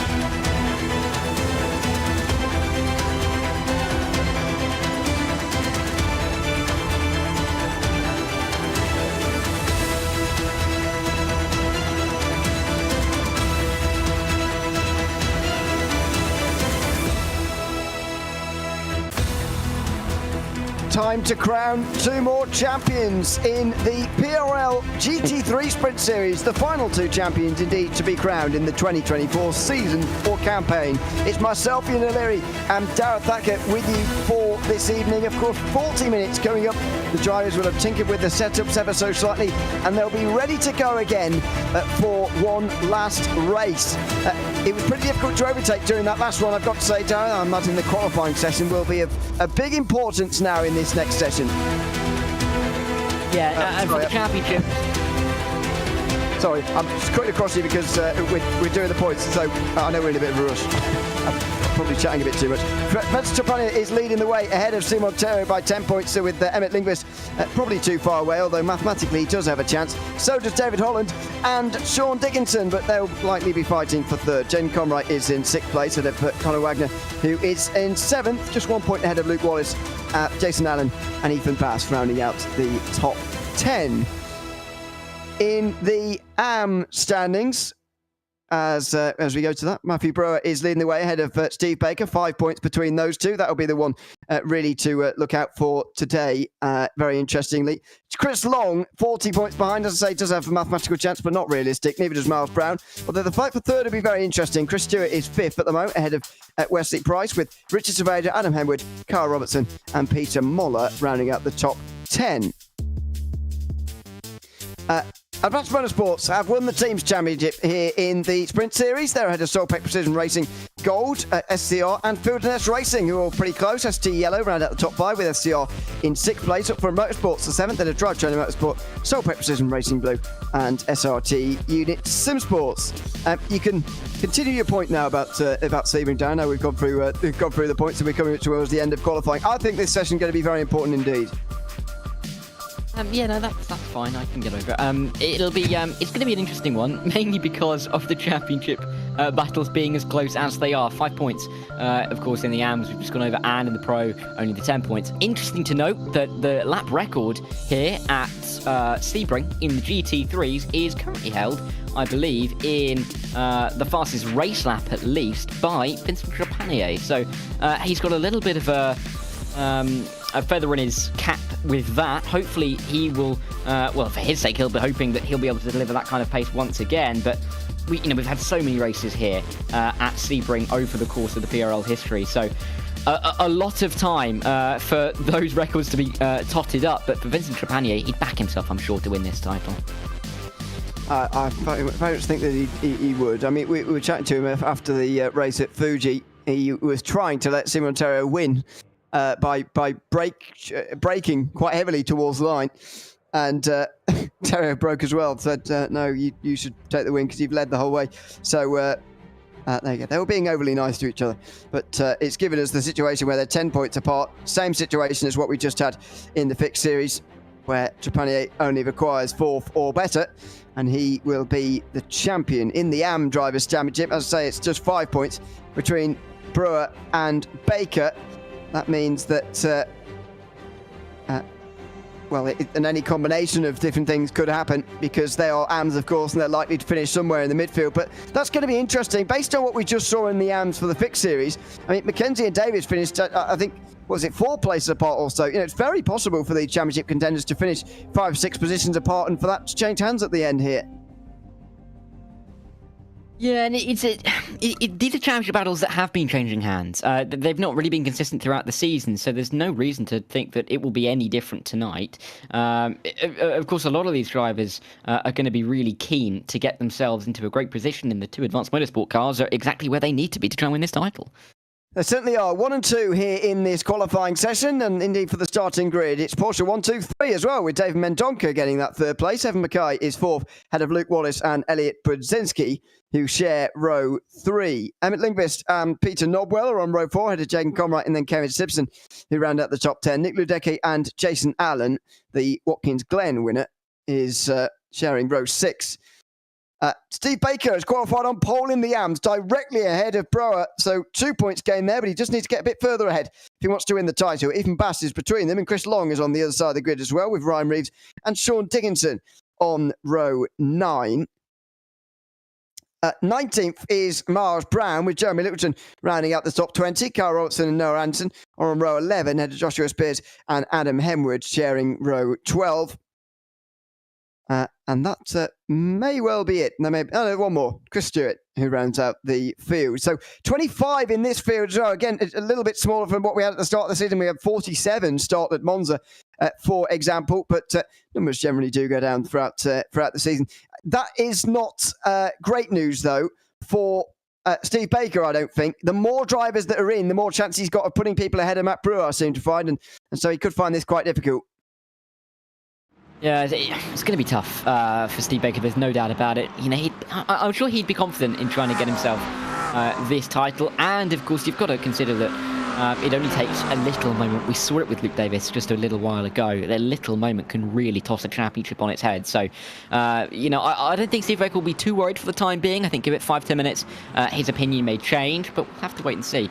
Definitely going to be an exciting one all the way to the end. But Matthew Brower, since the opening 3 rounds, of course, wasn't here for round 3 in round 1 and round 2 back at Monza and at Le Mans, at the Circuit de la Salle, of course, at Le Mans, when we did have more drivers, had a couple of poor results, but since then really has been the class of the field and has pulled away from everybody else. 42, 44, 46, 38 and 40 for an AM driver is a really impressive run of results. Yep, certainly is. We'll monitor how they get on over the course of this season. It's probably been a bit more consistent in these AMs, to be honest, than the Fixed Series AMs, where, as I mentioned at the time, most of them had bad races at some point in the season, which made things tricky for them. But not necessarily the case here, really. Been a little bit more consistent from them all. There's the track conditions, a little bit warmer actually, by 10 degrees Fahrenheit or so, 81. On the track, but 7 p.m. as well, so it looks like we'll be racing into the sunset again here in this race as well as in the Fixed Series. So not sure how that changes this race really from what it would be if it was just normal daylight, to be honest with you. I mean, the sun didn't seem to be in the eyes of drivers for ages at all, and actually this is a bit more of a cloudy session than what we saw at a really nice sunset in the Fixed Series. We've got quite a cloudy session here, and that is going to mean that the sun's not really going to be in their eyes at all, which will be good news for everybody.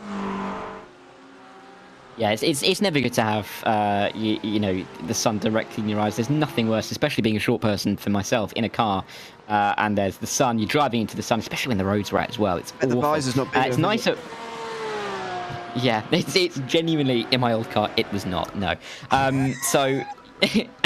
There are always those issues, but it's nice that the drivers don't have to necessarily worry about that too much. And, you know, if the sun does peak out a little bit, then it will become maybe a bit of an issue. But we saw at the end of race 1 how the sun did disappear by the end of the race and became a little bit more tricky. But we got some great racing with it, so maybe that's. I know that correlation doesn't necessarily mean causation, but you know, we can always hope for some good racing at the end of the race. I know what you mean, by the way, about wet roads and the sun. I was driving home this. Oh, it's awful. Looking into the sun. Yeah. While driving, especially with its low at the moment as it is in the northern hemisphere. So that was quite tricky. But anyway, driving on muscle memory. Driving uphill on the M6, I couldn't see anything. Why? M6. Well, it was a few months ago. No, it was months ago. Don't worry. Okay, I don't know really what you're talking about. But fine, I'll take your word for that. Warm-up is just coming to an end now, and in a few moments' time they'll be on the grid getting ready for a full formation lap here. No surprises who's on pole really. We've mentioned Advanced Motorsports already. The team's champions, they are 147 points ahead of the rest of the field. In fact, only one occasion in the last 6 rounds have they not scored the most points of any team in the field. That came round number 7 at Watkins Glen, maybe contributed to by Vincent Trepanier going for a big spin, of course, and getting his worst result of the season by quite some way a couple of weeks ago. But no surprise to see them back where they will feel they belong, on the top of the standings, on sharing the front row, and they'll hope to run away with this race and score another one too. Yeah, they've had 2 perfect weeks, 2 weeks of 109, which is as many as you can get 57, by virtue of winning 55, point for pole, point for fastest lap, and P2 as well, a couple of those. They had a 108 back in Barcelona, so close yet so far, and as you said, just the consistency's been, you know, pretty much unmatchable for everybody else, and that's exactly why they are so far in front, exactly where they are. They've wrapped it up. It's because how far ahead can they find themselves? Likely to be over 150 with the starting positions that they've currently got, but there's never a guarantee, and with 40 minutes on the clock, the 2 Porters will hope to pull away, but we don't necessarily know. Of course, we kind of got a bit of a Porsche, I was about to say, a Porsche against McLaren battle at the front. 3 Porsches, 1, 2, 3, 2 McLarens in behind. Going to be interesting to see if the likes of Evan Mackay and Luke Wallace, Evan Mackay, who's having a great evening, can get themselves onto the podium. You can say we've got a bit of a Porsche. I think that's acceptable phrasing to use. That's what we've got at the front of the field. Decidedly less Mustangs in the race here today. It seems that a lot of the Mustang drivers, you know, the likes of David Holland, or I should say Conor Wagner, etc., not here today. I don't think Holland is here as well, actually, come to think of it. Sean Dickinson is. He has qualified way down there in 18th place, so maybe some of those Mustang drivers have just gotten a little bit tired of things here and are dropping to the reserve list, if you like, or just to the sidelines for this final race of the season. But as I mentioned, sign-ups are open for the next season of the PRL, and we'll be ready to go on the 7th of January when the GT3 Fixed Series and Sprint Series return again. Looking forward to it just in the new year, but the drivers have got a good 5 weeks off or so. This will be the biggest break they have for another year, I'd imagine. 5 weeks or so away from PRL competition to gather their thoughts again before the start of the next season. And it's not even Thanksgiving, of course. That's coming up on Thursday. You know, so Thanksgiving and then Christmas and then New Year, and then we can get back into the PRL racing action. So we'll have to see who's been, you know, trying to tweak their pace a little bit in the off-season when we come back in January. But I'm sure there'll be a couple of drivers who've enjoyed their holiday period, probably away with family, and not focusing too much on the simulator, but we'll have to see when we come back. And I really am looking forward to us getting back to the PRL action at the start of next year. Been an absolute joy in all of the categories this season, particularly with all of the close battles that we've had in the championship, and you've never really known where to look each day of the week. Exactly. It's been fascinating, and it's such a variety of series as well, from oval racing mostly with the Cup Series and Truck Series on Sundays and Wednesday nights, from to the road racing as well, multi-class on Mondays and Thursdays, and just GT3 single class road racing here on Wednesdays as well, on Tuesday, sorry, it is Wednesday for me now. But on Tuesday nights, if you know what I mean. And so, yeah, it's been great again, as I mentioned at the top. Great to be on another season of the PRL, and looking forward to being back in the new year again for some more action on the opening round of the Cup Series, 5th of January. Very much hope you can join us then, or indeed get on the grid, of course, at precisionracingleague.com, where the sign-ups are now open to everybody. The drivers for the final time make their way in towards Sunset Bend. The top three, all Porsches in this qualifying session, which is a great start for them. Vance Trapani and Steve Montero, perhaps not surprisingly, but David Mentonka up to third. Great qualifying from him, followed by two McLarens of Evan Mackay and Luke Wallace. Then Elliot Brzezinski, the first of the BMWs, who is in 6th place. Into the final corner, and Trapani goes pretty wide there. Is he looking for an early launch like he has done on one or two occasions, or is he going to wait a little bit here as they make their way up towards the line? For the final time this season, the green flag waves in the PRL GT3 Sprint Series, and we're underway again. Vance Trapani gets off to a good start here. Oh, that's a big crash from Matthew Brewer by the looks of things. Is that the AM Championship leader in the wall? It might well have been. On the way towards turn one, we could have big drama here. Oh, goodness me, the AM Championship leader in big trouble. I think he's found the wall. Where is he at the moment? He's down to 20 seconds. Steve Baker has not made a brilliant start. He's down to 20th. This is huge drama in the AM Championship. And already off the start, I mean, Chris Long is going to be almost ruining the fact that he's not closer, because those two not having the best of launches, this really now opens the door for everybody else inching their way towards this hairpin, nearly a little bit of contact in the background as we see the Field & Ez racing cars make their way through in their BMWs. But the launch that was required from Vincent Trapani was delivered. Derio tried it down the inside, but after that, I doubt he's going to make too much of a send. Of course, they are fighting for the title in the drivers, but they are teammates. I can't see them going at it too hard, but we still have 39 minutes left to see if they can. But drama in the AM category, that is far from over. This is going to be a race turned on its head, and how is it going to spin back around the other way? Matthew Brewer is well off the back here. I'm looking at live timing. He's 5 seconds off the back of the field. Either he's been for another spin or he's heavily damaged here, is Matthew Brewer. This could be the championship. At the moment, they're tied on points because Baker is 20th. He needs to gain one place, and he'd be in championship winning position at the moment. There they are on the right-hand side, 14th and 15th. They're tied on point, but they're both way down here. Matthew Brewer waiting to see what's happened and indeed how much damage he's got. I think it is damage because he's losing another second now. He's 6 seconds off the back of the field. We'll have a replay of that in a few moments' time. But this is the AM Championship in play right now. And Steve Baker's losing a place to Carl Robertson. He's side by side for 20th in the background. You can see the mess going on in the background over there. Look at that.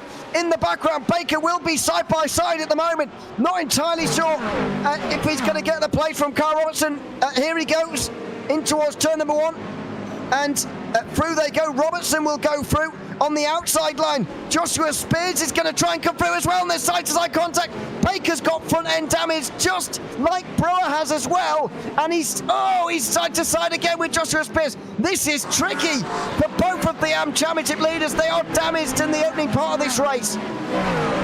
The issue here, I think, for Steve Baker is that even if Matthew Brower is at the back of the field, if he can repair that car in the next couple of minutes in the pit lane, he's going to be able to come out and pick up the points for finishing in 25th position. Steve Baker's down in 22nd. He's not going to be gaining enough for the time being to keep himself in the championship lead. So really disappointing for the time being. We'll have a look at it again.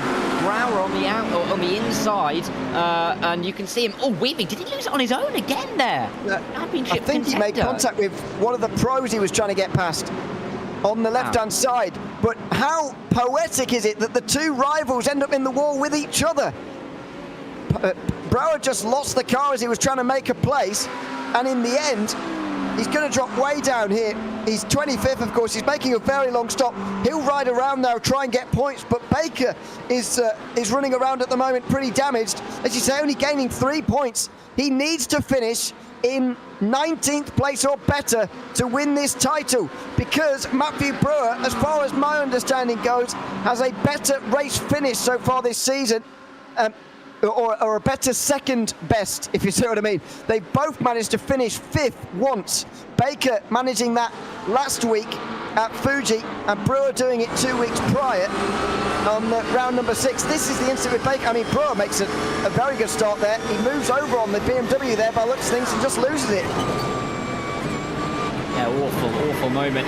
So you see Steve Baker getting caught up in it, but it's just not the start that either of them would have wanted. And if it was to end this way, with both of them finishing towards the back, I'm sure it is not the way that Brower or Baker would want to win a title. The issue is Matthew Brower is still in the pit lane, and he has been in there for quite some time. How long is he going to have to spend in there? Can he even get back out? Can Steve Baker just, coax the car to the end and cross the checkered flag? Doesn't matter, because if Matthew Brower's out of the race and he picks up no points, then all Steve Baker has to do is finish, no matter how much damage he's got on the car. Oh, Brzezinski down the inside of Luke Wallace. That was quite late in towards the hairpin there. Yes, he moves up a championship place rather oddly ahead of Matthew Brewer, but anyway, not that really matters. He's down the inside and, more importantly, looking for 4th place here in towards turn 10. There's a bit of a squeeze. Oh, he squeezed the McLaren into the grass very nearly, and Luke Wallace is going to be forced to concede. Wallace trying to overtake Emmett Lindqvist today, of course, and at the moment is gaining 3 points on him. Needs another couple in that fight for 3rd in the championship. Yeah, this is a really critical stage of the race so early on as well, with these guys battling out for positions that could be critical for their battles in that tight little top end of the championship, 4th through to 10th or so, where there are some close battles.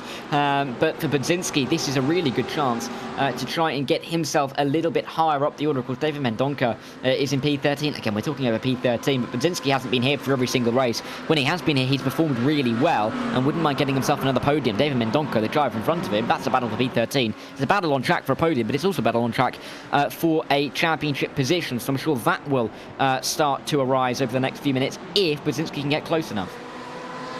This is Sean Dickinson with Jeremy Littleton in towards turn 10, just one lap ago. And good pass, making his way through there. Bit of a muscle his way through, but that was pretty good. They're not far ahead, by the way, of Steve Baker. There's a big group back from Dickinson now, from 15th place. That was the battle we were just watching. But Baker is beginning to lose the group. He's down in 22nd as things stand. Adam Henwood is right behind him. And we'll get a view on them in a few moments' time. However, Steve Baker is damaged and he's suffering at the moment in this race. Yeah, it's just not been what he needs at all. But right now, what he needs is Matthew Brower to stay in the pit lane and not emerge. And it's going well in that regard for the time being, because if Matthew Brower does not finish this race and has to DNF, then Matthew Brower is done for the championship, and it gives Steve Baker the title if Steve Baker can finish. It doesn't really matter how much damage is on the car. It doesn't matter if he finishes a minute behind anybody else. As long as he picks up the points, that's all he needs to do. So, yeah, really concerning moments for both of them, but Steve Baker's just going to be hanging on at the moment, because this is not going to be comfortable for him by any stretch of the imagination. But he's just going to have to cope with the scenario. Chris Long's really going to be annoyed, I'm sure, with what's going on, because he's in P12. He's having a good evening so far. You might just be thinking, gosh, I wish I was closer, rather than having my drop round being nothing and 8 points from the opening round counting to my championship tally. Yeah, this is not good news. So, don't forget that there's no drop rounds today. So, We've been talking about them all throughout the season, of course, but today it doesn't matter. It matters where you finish. Matthew Brewer at the moment is still in pit lane, more than 5 minutes in pit lane. He needs to get back out there, of course, and try and get some points here. If he scores 0, then that could be really bad. I'll just check the limitation, what's the word, the minimum requirement of laps that you have to do 4 points, but there is a minimum requirement. You've got to do 50% of the race distance completed by the winner, so we should be expecting probably 20 laps here. Now he's got to do 10 for those good at maths, for Matthew Brewer. He's already 3 laps down. This repair cannot take any longer than another 15 or so minutes. No, but again, we don't necessarily know how much damage there is to that car, so he might be emerging in a minute. He may be trying to emerge in 10 minutes' time. We're not going to know until we see either a DNF next to his name or that he's left the pit lane. So kind of waiting on bated breath, particularly if you're Steve Baker, because your championship depends on it. There's nothing you can do at this point apart from hope, as horrible as that sounds, but hope that there's something wrong with Matthew Brown's car to keep him in for as long as possible, because otherwise Steve Baker is in a lot of trouble himself. It's a real shame that the championship has come down to that, but hey, that's the situation we find ourselves in after that dramatic start at turn number 1. But it is good to see, I think, near the front generally, a few newer names, or a few, not newer necessarily, different names getting themselves towards the front and trying to get themselves a good result on the final race of the season. That is what the objective is for most of these drivers, but for some, they absolutely matters where they finish in terms of points, etc. Ryan Reeves, meanwhile, is just past Noah Anderson.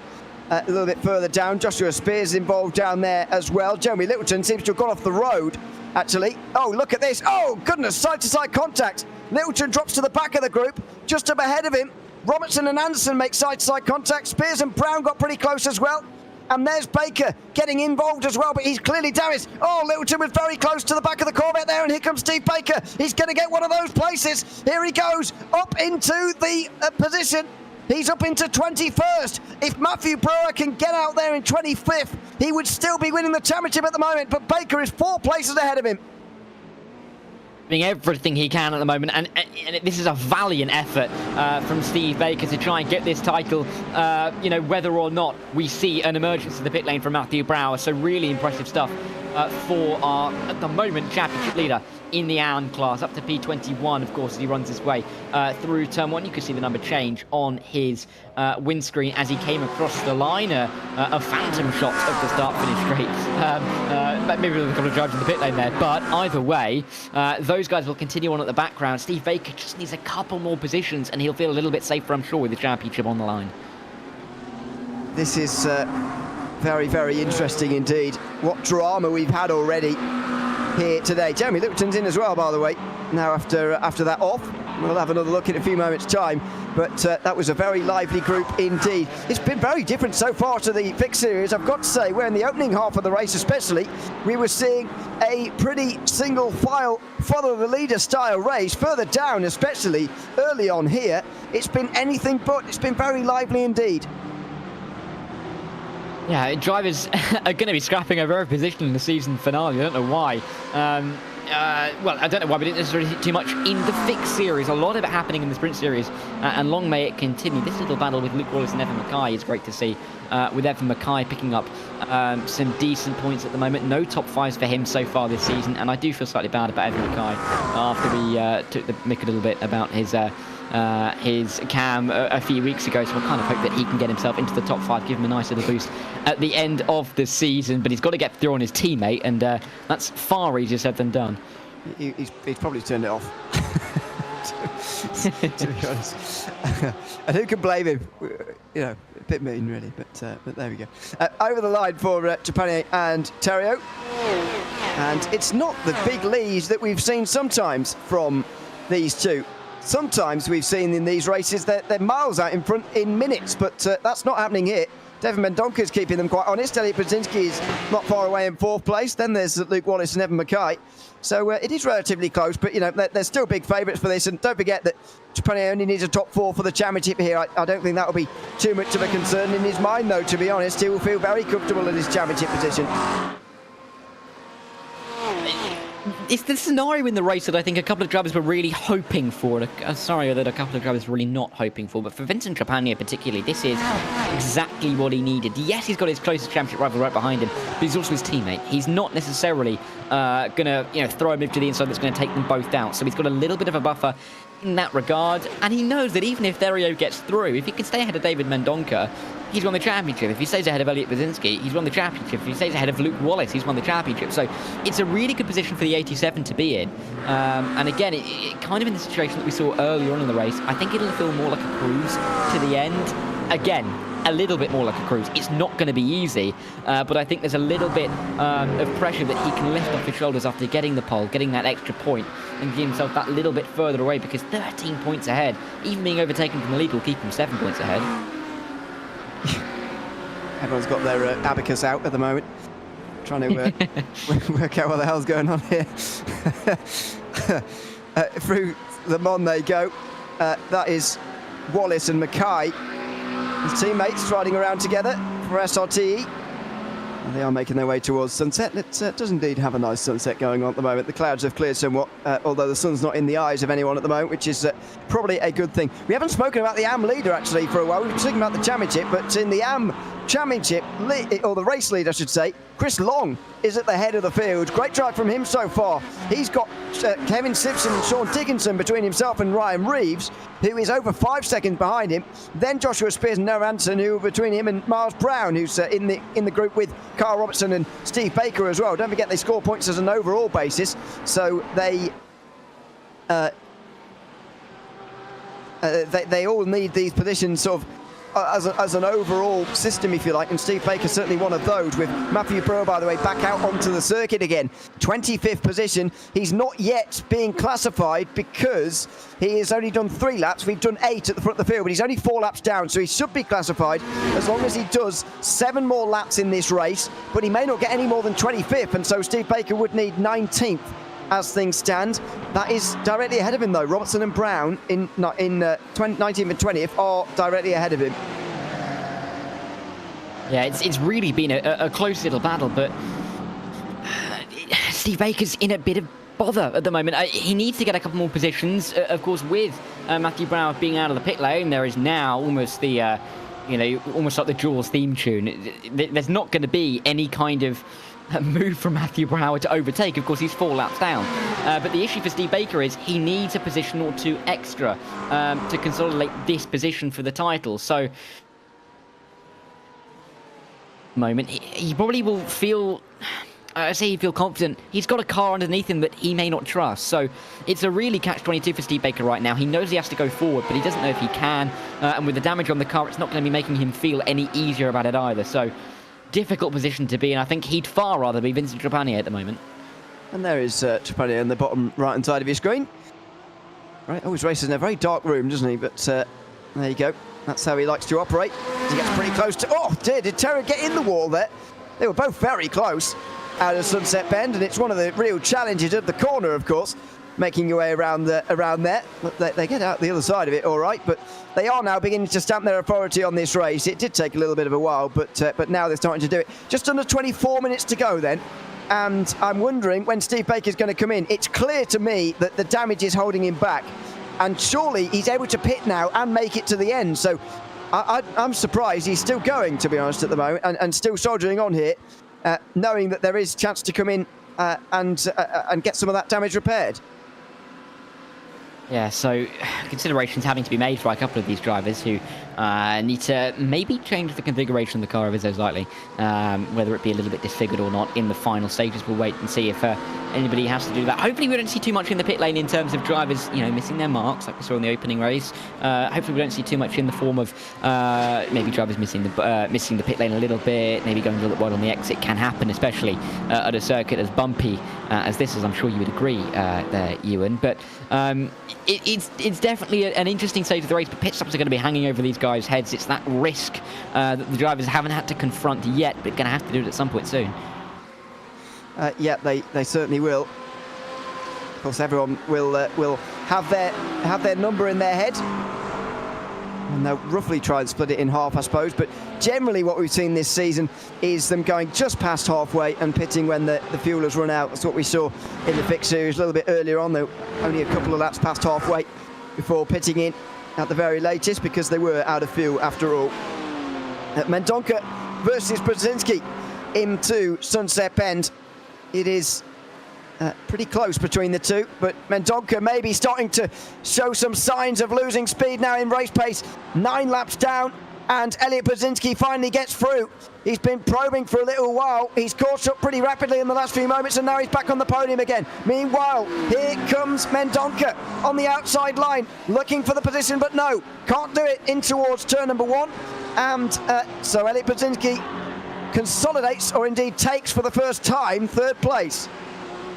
In a great position to be in for the Fildenez Racing driver. Mendonca not really with too much of an answer, and Brzezinski by virtue up at P13 in the championship. Peter Nodwell looks like he's a little bit too far off, especially considering the amount of points that Brzezinski could still gain, but there's a little bit of chopping and changing there.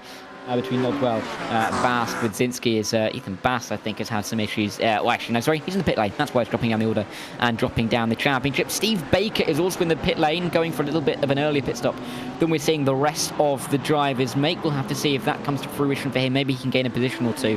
Hopefully, he's not stuck in there for much longer than he would otherwise hope for. 13-second stop seems pretty standard, and he'll be getting out right towards the back of the field.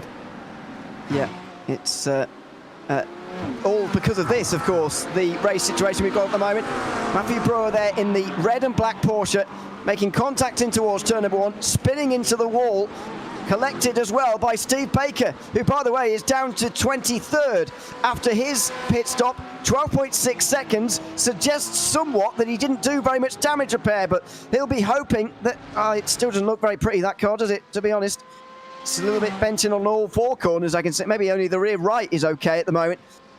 He needs to find some positions. 19th place is his target. Matthew Brewer is getting closer to the minimum amount of laps to be classified now. He needs 10, as I mentioned, and that would get him the points for 25th position. Then he needs 19th place to Steve Baker to gain those 6 points. He needs to overcome the 5-point championship deficit. Yeah, it's so tough. It's so tough at the moment for Steve Baker, but he is doing all he can do given the circumstances. I mean, I think looking from the overhead shot as well, you could probably say that Matthew Brown was trying to be a little bit optimistic, trying to find his way through where there just wasn't a gap and 2 cars either side. I mean, he's going for a gap that, you know, exists in front of him but doesn't really exist to the side of him, so the knock-on effect is gutting, and Steve Baker will not be pleased with being taken out in the incident, I'm sure. But again, Chris Long, being where he is, he can win this race. He can really close up in a championship, getting through the final round, because he's nowhere near close enough to be winning the championship from the position that he's in. So there's so many different parameters to this race that have been chopping and changing all the way through, but the start really has proved incredibly pivotal, as it did in the opening race when we saw, in the Fixed Series earlier, when we saw that issue for Luke Evans off the start. Yeah, it's quite weird. On the same night, we've had 2 big incidents for championship contenders on lap 1. And that battle, by the way, we were just watching between Noah Anderson, Chris Stewart, Adam Henwood and Miles Brown will help Steve Baker, because he's currently driving around on his own. He'll be hoping that he's doing a better pace while they're fighting a little bit. So we will see if that pays out for him in the end, Steve Baker. But as we say, he does need those places. Into the final chicane comes the leaders, and look at this. Wallace and Mackay have done some good working together here, I think, in the McLarens. They are now on the back of Elliot Brzezinski and David Mendonca. This is a pretty big group for 3rd place in the final race of this season. Yeah, and it ends with the teammates of Wallace and Mackay. Let's see if they can work together to try and pick a way through. Obviously, they have that advantage that the likes of Mendonca and Brzezinski do not. Trapani and Theriot far and away ahead now in the lead of this race. 2.7 seconds doesn't really seem like a lot, but trust me, in the PRL, it is a very big margin, particularly in the GT3 Sprint Series. So they look pretty safe out in front. It's this battle where I think we're really going to see the developments in the race. Brzezinski has made the move past Mendonca, but hasn't been able to pull away. And with the teammates of Wallace and Mackay in behind, there is definitely an opportunity for the 2 of them to work together. They had a very good qualifying session. They've slipped back a touch, but they clearly have that raw pace in the car, no doubt about that. Yeah, that's certainly true. There's Matt Brewer. Not seeing much of him, but he's 4 laps down. He's just 3 laps away at the end of this one from being classified. And you can see our point system is beginning to classify him as well on the right-hand side again now, because he's back in the championship lead. Earlier on, he wasn't there because, of course, he's had a 0 next to his name. He's got more than 50%, though, of the leader's laps now, and so he is beginning to be classified. He, as things stand, is 3 points ahead of Steve Baker. I know you can't see Baker on the right-hand side, but he's 3 points ahead, and so Baker needs 4 more places. As I mentioned earlier, they've both got the same best finish of the season. However, Matthew Brewer's second best finish is 2 places better than Steve Baker's second best finish, if you're following at home. So that means that a tiebreaker would go to Matthew Brewer, unless, of course, Baker finishes way up, which is obviously not going to happen. And so we are in the situation where Baker knows exactly what is required of him for the remainder of the race. Yeah, it's a nice scenario to be in that regard. Not necessarily nice if you're the wrong side at the moment of what you know that you need to win a championship. So, yeah, 60 minutes of a little bit of stress, I think, for Steve Baker. I will say Matthew Brower, I think Matthew Brower's Canadian. I'll stick my neck out on that. I did see a French sponsor on the side of his car, so I'm going to have to keep listening by the end of the race for that. But we'll have to see what he can do. He's in a position now where, he's not fighting with anybody. He can just run on his own. 30 seconds away from anybody in front, 30 seconds from away from anybody behind, and just run to the end. That's all he needs to do, because at the moment he can't. Well, he won't be gaining any positions, right? There's no way he can find his way further up the order. He just has to hope Steve Baker doesn't gain the positions, and that's a horrible spot to be in because there's nothing you can do to change the situation. I think he is Canadian, by the way, unless he can just speak French. Anyway, which is possible, I suppose. But there was quite a lot of French speaking going on in the week that I was mostly not understanding. So there you go. Might well be. David Mendonca, meanwhile, comes in from 4th place at the time. He was applying pressure to Elliot Baczynski, of course, for that final podium place, and there he goes. 10.7 seconds in the box. Mendonca taking a bit of a risk, maybe, by going for an early stop, because still lots of drivers out on the circuit. The top 18 all yet to pit in, with still just 7 laps to go at the end of this one. Yeah, it really is crunch time in the championship, in both championships now, and yeah, Mendonca out of the pit lane. What can he do with this undercut to try and get his way up into a podium position back ahead of Elliot Baczynski, who has a little bit more breathing room now against the 2 teammates of Luke Wallace and Evan Mackay, with the car departing from the middle of the group. This is Peter Nodwell in the number 73. Someone we've seen much of so far this evening, but he's leading a little a gaggle of cars with Nick Ledecky and Jason Allen involved as well. Ledecky's had a bit of an up and down season. Jason Allen hasn't featured at the front too much so far this season, although he does have that win from a couple of weeks ago. So we'll have to see what they can do towards the end of this race for P7. That is for now. Still plenty of stops to go, though, of course. As I mentioned, the top 18 still all yet to come in. Waiting for those in the bottom end as well to see where they're going to be near Steve Baker or not. Baker has been losing time to the overall leaders, of course, but that's to be expected. He has been gaining last time round anyway. Gained a second on Adam Henwood, 1.2 on Miles Brown, and he lost 6 tenths to Noah Anderson. I'm not sure that car is repaired enough for him to be on pace, as the pit window is closing very shortly. Into the pit lane come both of the Advanced Motorsports Porsches from the lead. And almost, the shock of the century. I'm glad I'm sitting down. The Trapani and Therio have come into the pit lane together. We've seen this pretty much all the way through the season, so no real surprise there. But Trapani will be hoping that he just about gets the jump out of the box. Therio may be hoping that, maybe I can get the jump. No, it's the answer. Trapani out of the box, even though Therio gained the 1/10 in the stop. Trapani will get out in the lead, and he'll be hoping that he can pull away. The only issue may be they're going to come out behind a little bit of traffic in the form of Kyle Robertson, but I don't think they're going to get close enough to Robertson before he pits for the number 25 to be any kind of problem to them. So nice and controlled for Trapani and Therio. They make their way back out again. Of those others who stopped this time around, those towards the back end of the field were plenty of them. Adam Henwood, Noah Anderson, Miles Brown, are all into the pit lane. Chris Stewart and Joshua Spears as well. Where is Steve Baker going to be in relation to them? I'm still not sure. He's quite quick enough at the moment, to be honest, but he is past Elliot Budzinski, who for some reason has gone back to pit lane here pretty dramatically. Obviously, he's ahead of Jeremy Littleton. He's got past Adam Henwood and Miles Brown as well. Steve Baker is in 20th place. He's one position behind the championship, and there is Noah Anderson in 19th. That is all he needs.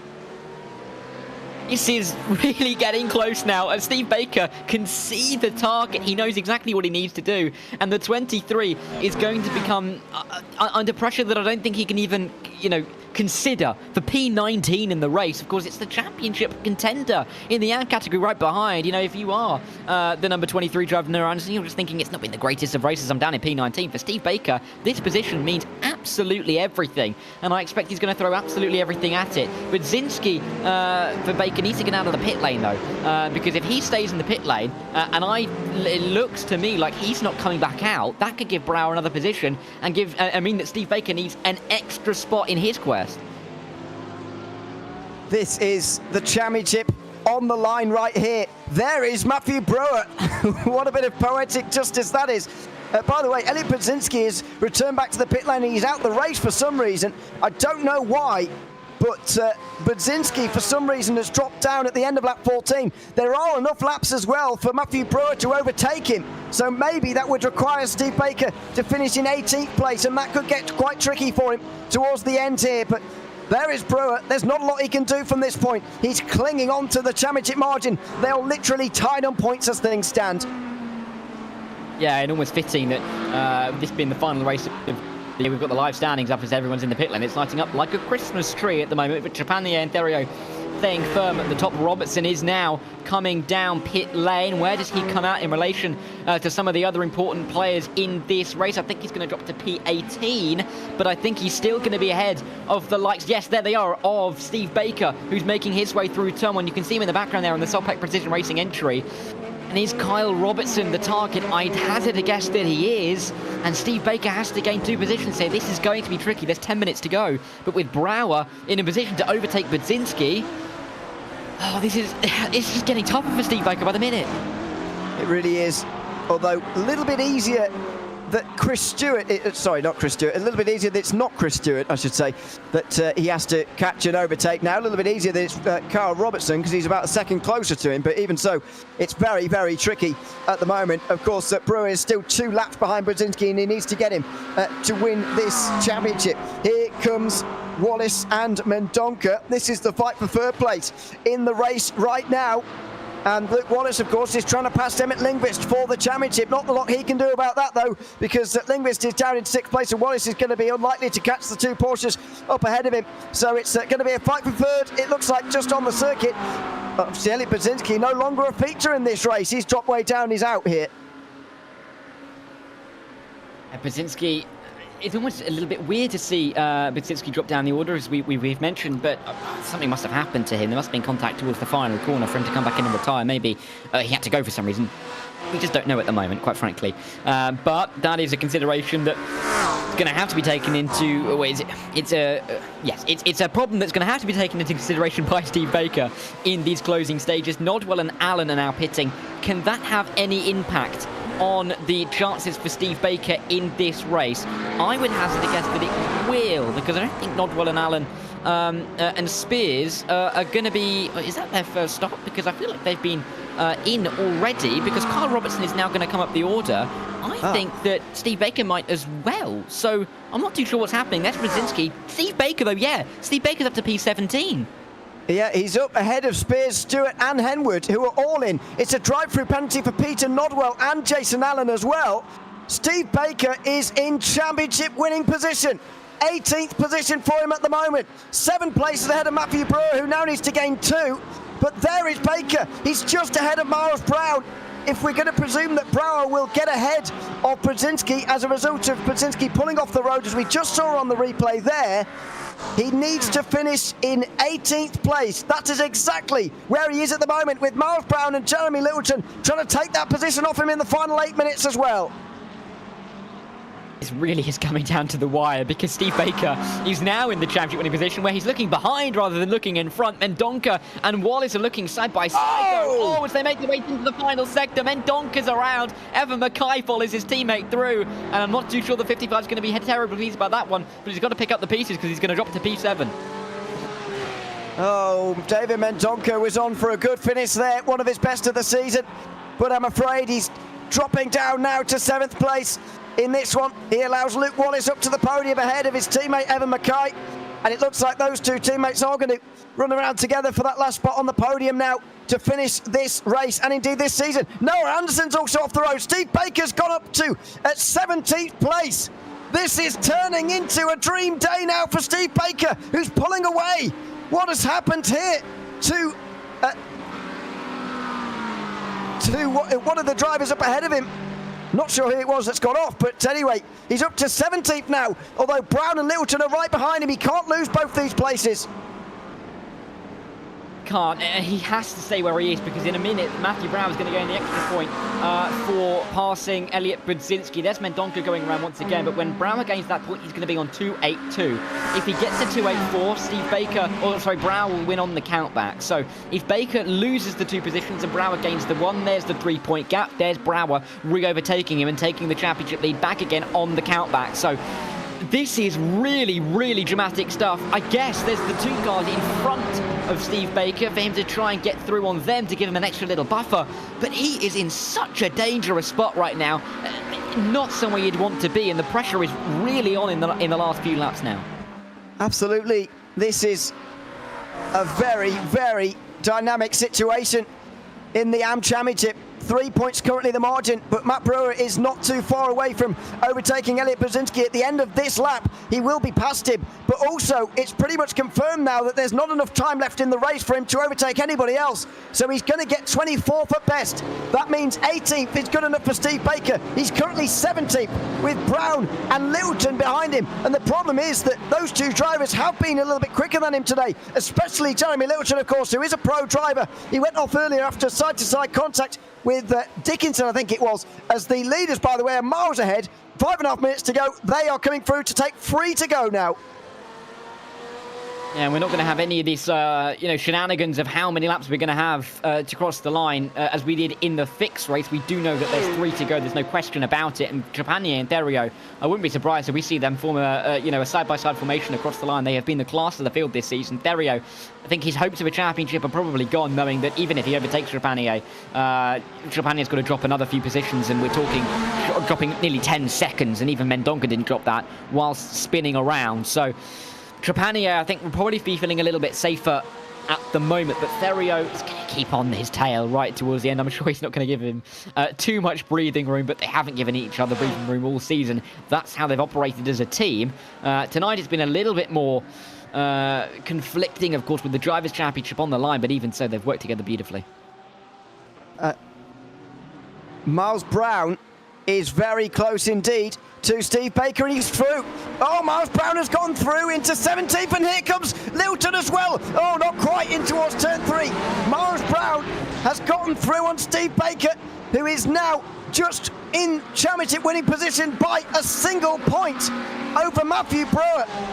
Goodness me, this is going to be a close finish to the season. 3 laps to go, including the one they've just begun. And he knows who he's got to defend from here. Littleton behind him for 3 laps. This is going to be difficult for Steve Baker.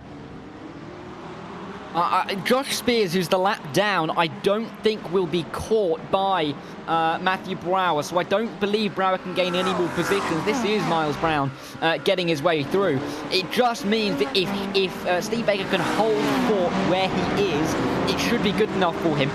That is not comfortable, though, because he can see directly behind, getting ever closer in the wing mirrors, the possibility of losing the championship. In front, though, is the opportunity of winning the championship, and it's just that balance, risk versus reward. Do you go for it? Do you rest on your laurels? That Steve Baker's having to decide right now, and it's just the worst position to be in, especially when you know that we are pretty much set in that scenario. Brower is going to stay in P24.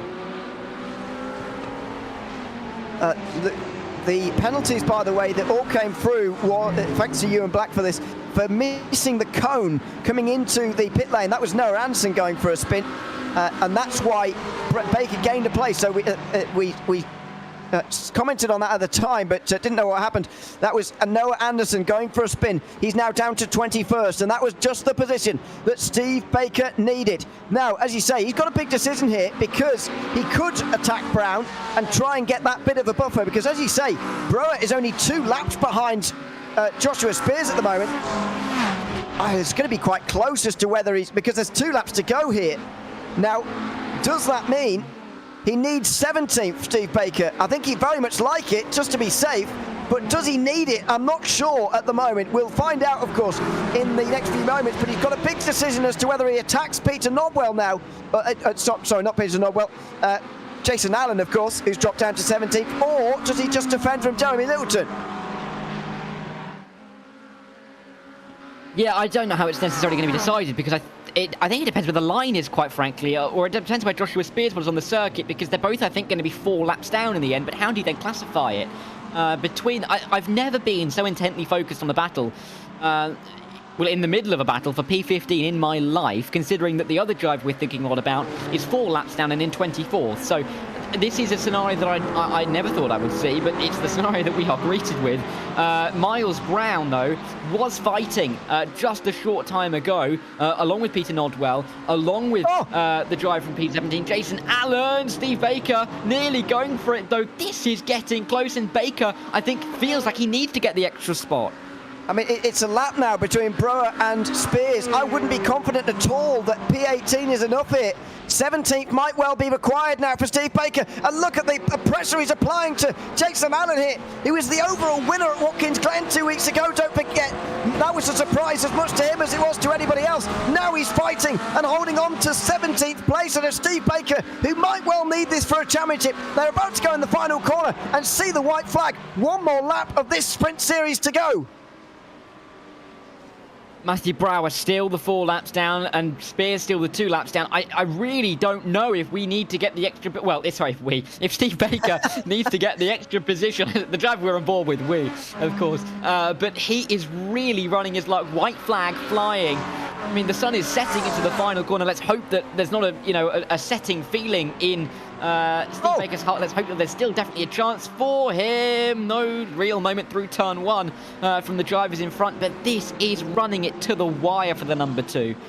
Matthew Brewer needs a bit more fuel by the looks of things, because he's into pit lane now, but I'm not sure. Steve, it doesn't look like he's going to get Joshua Spears at the end here. Jeremy Littleton has also pitted. As long as Matthew Brewer stays 24th, Steve Baker will be champion. It looks like it's going well for him now, as the white flag now officially waves. The leaders are not actually that far from the start-finish line, because they're so far ahead of this battle, way down the field. It's been a dominant season from Vincent Trepanier and Simon Theriault. Trepanier has won 2 of the last 3 rounds. Overall, he's about to take his 5th win of the season. And, of course, the team's title, along with the drivers as well. There he is coming into Bishop. He's waving around already. He knows what he is about to accomplish. I'm sorry, another point on this. Joshua Spears has got back in the car. He's not out of the race, so I think Spears may just about leave the pit lane in time so that he will stay in P23. That could save Steve Baker's championship, as he is in P18. I mean, the drama after time has expired. It looks like it's going to be enough for Baker. It looks like he's going to turn this around, as it looks like through the over the line, Vincent Trepanier has indeed taken the win and taken the title as well. Chris Long looks like he's going to take the win in the AM race as well. But as far as we understand at the moment, Steve Baker is going to come around the final corner, and with a dramatic 18th place finish, Steve Baker is going to win the AM Championship here in the PRL GT3 Sprint Series in the most dramatic of final races. It doesn't get closer than that. It just doesn't. Brower is circulating the circuit. Spears is still not out of the pit lane yet, so we're technically not sure. But Steve Baker currently in the championship winning position by the point. Trepanier there, he looks as cool as a cucumber after winning his title. But Steve Baker looks like he's won the championship. I think it's going to rest on what happens to the timing tower when Brower crosses the line, frankly. And I think that's what it comes down to. I think Spears has done 17 laps. I think Brower's about to complete lap number 16. So I think Baker's going to be okay. I think he is going to win this championship, even though Spears has reappeared for whatever reason on this last lap. Brower has crossed the line now, and he's not done enough. He's lost 6 points, and his 5-point championship lead is not enough to give him the title. Steve Baker has turned it around at the very final race, and he's won the title here in the PRL GT3 Sprint Series. He is a PRL champion for the very first time. As we have a look at the race results, Vincent Trepanier is... Oh, that's not... we'll get the right ones up in a moment. We'll see, of course, Vincent Trepanier taking a victory again in this series. He's been so good, of course, this season. He's taken another one ahead of Simon Terrio, with Luke Wallace rounding out the podium. Evan Mackay, his teammate, right behind him, with the Emmett Lindqvist finishing third in the championship with the top 5 here today. Jen Conroy, Dave Mendonca, Nick Ledecky, Ethan Bass and Kevin Simpson round out the top 10. In 11th place is the AM winner of the race. Anyway, Chris Long ahead of Ryan Reeves, who finished second. Sean Dickinson was 13th, ahead of Miles Brown on the podium in the AMs, ahead of Carl Robertson, rounding out the top 15. Jason Allen and Peter Nodwell 16th and 17th, with Steve Baker winning the championship despite finishing down in 18th place and 5th in the class, with Chris Stewart and Noah Anderson rounding out the top 20. Outside the top 20, of course, Jeremy Littleton after that late stop, Adam Henwood as well. Joshua Spears finished 3 laps down, 1 lap ahead of Matthew Brewer, who in that first lap incident, of course, dropped 4 laps down. Elliot Brzezinski will be classified, although he finished 7 laps down. Wow, what an end to the season. Let's chat to Steve Baker, shall we? He's ready for us already, so we'll go with him first. What drama in the last round of the championship. Steve, welcome in. Good to have you with us. As far as our maths goes, you've won the title in the AM Championship by just 1 point. How are you feeling after that race? Yeah, that was something. I was working with 2 minutes of damage there that whole race to try and make sure I had that 5-point gap. So, really thrilled I was able to hold on to it there. I mean, what were you thinking after lap 1? It's very rare you see 2 championship contenders up in the wall together before even a turn has been made. But that's the situation we found ourselves. How were you feeling? Yeah, I mean, it was, in my opinion, a pretty big jump of the restart, and then to cause that incident before turn 1, I think, with the 40-minute races, just a little impatient, but it worked out. I hate it for Matt too, because we had raced clean all year, and he had a hell of a season. So I hate that we had to deal both with damaged race cars, but it happened. Certainly did. Well, congratulations on coming out the other side with it, with the championship, of course. Congratulations on that title, and thanks for coming to chat to us today. Thanks, guys. Thanks very much. Steve Baker there, the AM champion here, as far as we believe, provisionally, in the PRL GT3 Sprint Series. The Pro champion, of course, is going to be Vincent Trepanier, who now joins us as well. Not your first title, it's fair to say. 5th title in the PRL's history for yourself. And another win tonight as well. How was the car round here at Sebring tonight? The car it was really hard. To the T1 and the Sunset, the setup was really tricky to drive. But we are happy with the pole position, P1, P2 for me and Simon, and finish on the P1 and P2 for the race and the championship. So we are very happy with it. Yeah, exactly. How do you look back on this season now, especially as a team? Another 1-2 finish for you today. As you say, how do you look back at this season for you both? You mean for the next season, or sorry? For this season, how do you reflect on this season? We know that the start of the season on the Monza and Le Mans for the round 1 and 2, it was very hard with the Porsche. But we know after these 2 tracks, it's gonna be easy for us, and we know very well the car, the Porsche. Me and Simon, we are very good with this car. So we know that we have the chance to come back to the driver championship and the team championship. So we are very happy to come back and they take a big gap on the other teams and drivers. We are very happy. Yep. Well, congratulations on all of that. Congratulations on the win tonight as well, and thanks for coming to chat to us as well. Thank you, guys. Thanks to you, RaceSpot, PRL. Thanks to Advanced Sim Racing, Advanced Motorsport, my mate Simon. I'm very happy for him, P2 to the Drivers' Championship. So thank you, guys. Thanks very much. Thanks very much. That's Trapani there, the winner tonight here in the series, and indeed the champion as well. Third place tonight was Luke Wallace, who can now join us too. Congratulations, Luke, on a podium finish tonight. How was it running around with your teammate for a lot of the time, especially, and of course, seeing off everybody else to finish in third? Yeah, it was a great end of the season. First of all, to get me and Evan both up to the top 5, it was just a great race. But yeah, I mean, we had a lot of fun just kind of lapping together and seeing how our fuel saving turned out at the end. It was just a all-around good race. We haven't talked to you since the opening round of the season, where you took the win at Monza. Are you not just disappointed that you couldn't push on from that win in the opening round, or are you still pleased with the season and how it's gone? Looking at the competition, I'm not too mad about that, but I do definitely think I could have been on the podium a few more times, but a few things like fuel saving that I don't typically enjoy doing just ended up making me not finish as high up as I could have. Well, congratulations on finishing in third place here tonight, and indeed the season as well. Thanks for coming to chat to us too. Yeah, thank you. Great season. Thanks very much. Luke Wallace there, third place overall tonight.